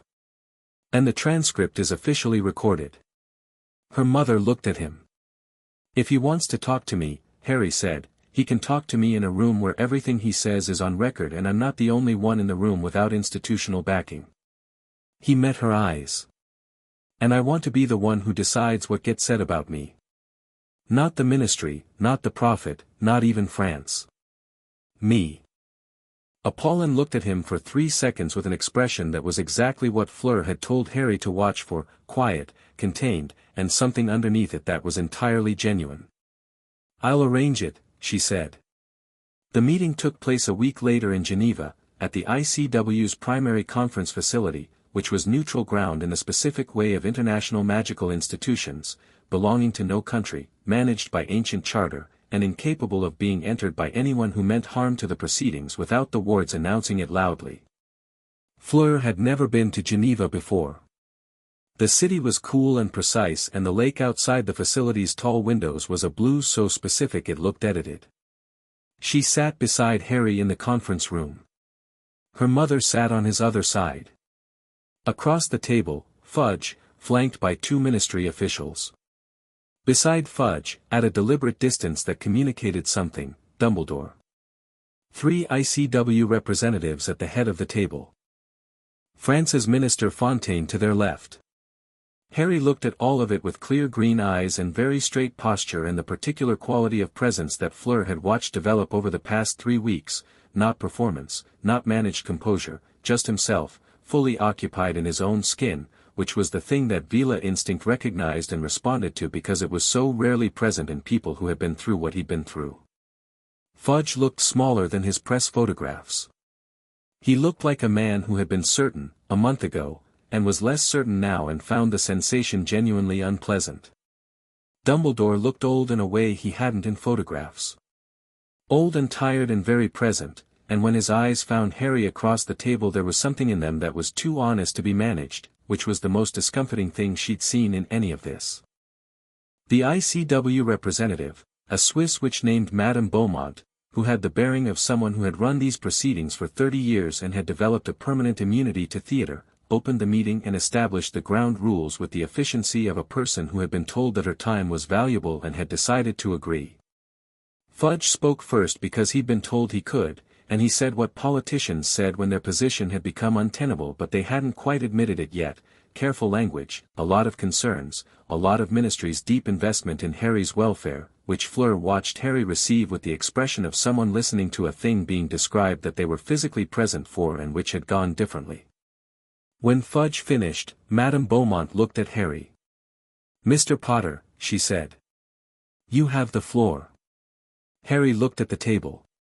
Then he looked up, and he spoke. He didn't have notes. He'd told Fleur the night before that notes would make it feel like testimony, and he didn't want it to feel like testimony, he wanted it to feel like the truth, which was different, which was a person saying what happened rather than a position being advanced. He spoke for 20 minutes, and he spoke clearly and without drama, in the same direct way he had of saying things that mattered, the voice he used when he decided that a thing was worth saying fully. He talked about the scar. About the connection he hadn't had language for. About the years of being told the pain was residual damage and accepting this because there was no alternative framework. He talked about the Triwizard Tournament and being bound into it by a contract he'd never agreed to, and the year of being in danger, with the understanding, gradual and terrible, that the danger was managed rather than prevented. He talked about Fleur's instinct at the lake and what came after, and he talked about the extraction and what it felt like to be singular for the first time in his living memory. He didn't perform any of it. He just said it, and the room received it the way rooms receive things said plainly, with the particular attention that truth commands when it isn't dressed up. When he stopped, the room was quiet. Fudge opened his mouth. "Minister Fudge," Madame Beaumont said, and her tone closed his mouth again, "the ICW will have questions before we return to you." The ICW's questions were thorough. They were the questions of people who had read Apollin's documentation and Harry's statement and the Veritaserum transcript from Bartemius Crouch Jr., and who wanted specific confirmations rather than summaries. Harry answered every one.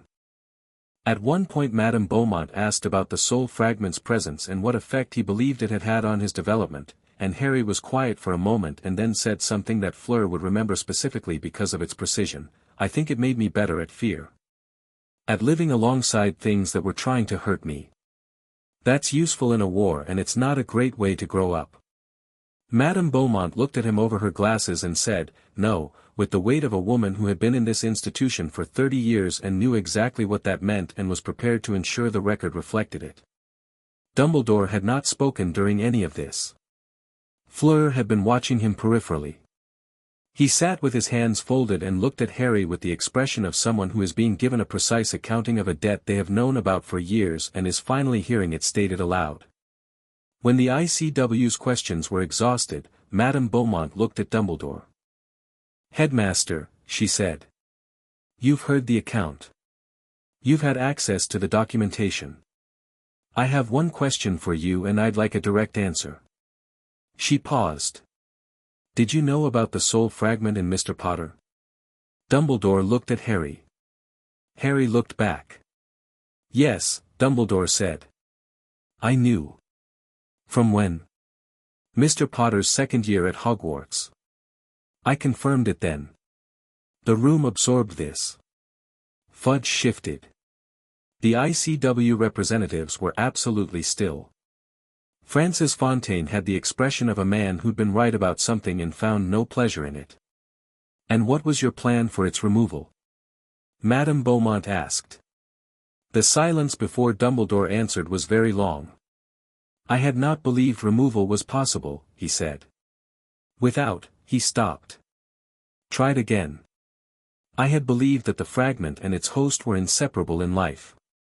Another pause. "I was wrong." "You were wrong," Madame Beaumont repeated. "Not cruelly. Just ensuring the record had it." "Yes." Dumbledore looked at his hands. "I had access to Veela scholarship that might have corrected this belief and I did not pursue it. I told myself the correction was impossible and I did not look for evidence to the contrary because I had already built a plan that required it to be impossible." He looked up. "That is what I did. I would like Harry to hear me say it." Harry was looking at him. His expression was, not forgiving, not yet, probably not for a long time, but present, fully, the way he was present when something was real. "I hear you," Harry said. "It wasn't absolution." Dumbledore didn't take it as absolution. He nodded once, slowly, and looked at the table. The formal ICW resolutions passed 2 days later. The British Ministry was required to formally acknowledge Voldemort's ongoing existence and issue an amended security posture within 30 days. The Triwizard Tournament's future iterations were suspended pending a comprehensive review of safety protocols. A formal welfare inquiry into Harry Potter's circumstances was opened, which would run for 6 months and had the power to compel testimony and documentation. Fudge signed all of it with the expression of a man who had run out of road. Fleur and Harry were in the hotel corridor when her mother told them. They were on the way to dinner, the last Geneva dinner, the one that felt like the end of a specific chapter, and her mother came out of her room with the resolutions in hand and read the operative paragraphs aloud with the satisfaction of someone who has been working towards something for weeks and has just watched it arrive. Harry listened and then said, "Good," and kept walking toward the lift. Fleur fell into step beside him. "That's your response? Good. What else do you want me to say?" "I don't know. Something with more feeling in it." He thought about this. "I feel good," he said. "Meaningfully good. The kind that's about something real rather than something temporary." He looked at her. "Is that enough feeling?" She considered. "It will do," she said. The lift arrived. They got in. "What happens now?" he said. "Britain has 30 days to comply with the resolutions. Your ICW-appointed advocate, the French side, Maître Duval, handles the welfare inquiry. You don't have to be in Britain for it." "But I will be," he said. She looked at him. "Eventually," he clarified. "When the timing is right. I said I wanted to go back and I meant it." He watched the floor numbers descend. "I want to be there when Dumbledore tells people the truth properly. The full version, not the careful version. And I want to be there when they start actually preparing for Voldemort instead of pretending he's not coming. And between now and eventually." He was quiet for a moment. "I'd like to stay in France a while longer," he said. "If your family is willing." She looked at the lift doors. "My mother will say yes before you finish the sentence." "And your father will make eggs," he said. "He'll make considerably more than eggs at this point. He's been waiting for you to ask." The lift doors opened. They walked out into the hotel lobby, warm and marbled, and her mother and Ron and Hermione were already at the restaurant entrance, Ron describing something to Hermione with both hands, Hermione correcting him with one hand and holding a book with the other, and the lobby was full of people doing ordinary things, checking in and checking out, carrying bags, moving through their lives. And Fleur thought about the lake in February and what she'd felt and how she'd almost kept walking, and she thought about everything that would have continued uninterrupted if she had. She didn't say any of this. "Come on," she said. "Dinner." The estate in September was different from the estate in April. The lavender had been cut in July and the fields were lower now, grey-green and stubbled, a different kind of beautiful, less showy, more real, the beauty of things after their moment rather than before it. The evenings were warm and long and the light went golden at 4 in the afternoon and stayed that way until 8, and Fleur had forgotten, or perhaps never fully known, how much she loved this place in September. Harry had been here for 4 months. He had written to Dumbledore twice. He had testified to the ICW welfare inquiry once, via written statement. He had read more books than she would have predicted, pulled from her family's library with the systematic intent of someone who had decided that ignorance was a problem he could solve and was working through the solution methodically. He had written to Ron and Hermione constantly, long letters full of observations and questions and the specific kind of wit he kept quiet in groups and deployed freely in writing. He had been, simply and completely, a person. Not a champion. Not a boy who lived. Not a weapon or a variable or a necessary sacrifice. A person with opinions about French food and the relative merits of different magical theory texts and a specific grudge against the estate's most vocal rooster who began his day at an unreasonable hour. Her father had taught him to make the eggs, eventually. He had taken this seriously and was now, in her father's assessment, producing acceptable results, which from her father on culinary matters meant excellent. He was on the terrace the evening she found him with a letter that had arrived from Hermione, a long one, which was standard for Hermione but this one had a particular quality to its length, more personal than informational. Fleur had gotten her own from Hermione the same post, which was different but related. She sat on the wall. "She told you about the ministry position," she said. "Fudge is out," Harry said. "Resigned. Amelia Bones is acting minister until the emergency election." I read the same. Bones is good, Harry said, with the directness of someone who'd done research. She's been trying to fix things from inside for years. If she gets the elected position, it changes what's possible in Britain, Fleur said. Yes. He looked at the letter. Then at the fields. Hermione also said Dumbledore has been meeting with Auror teams. Sharing information about Voldemort's likely return timeline and what they'd need to counter it.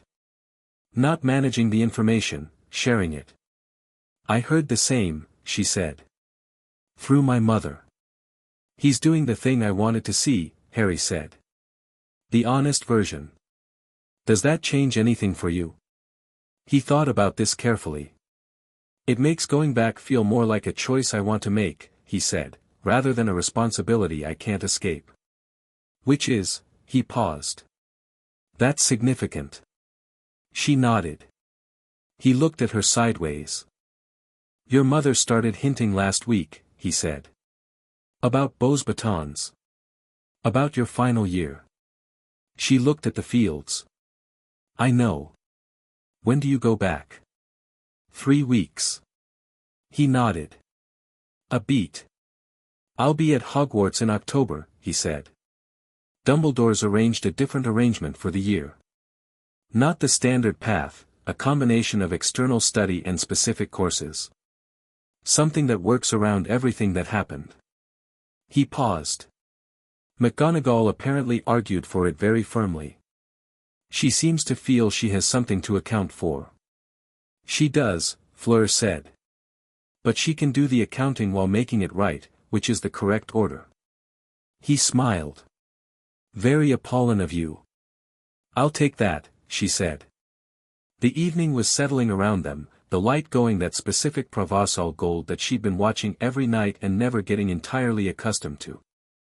The swallows were back over the field in the last warmth of the day, fast and certain and alive in the specific way that things are alive when they're exactly where they're supposed to be.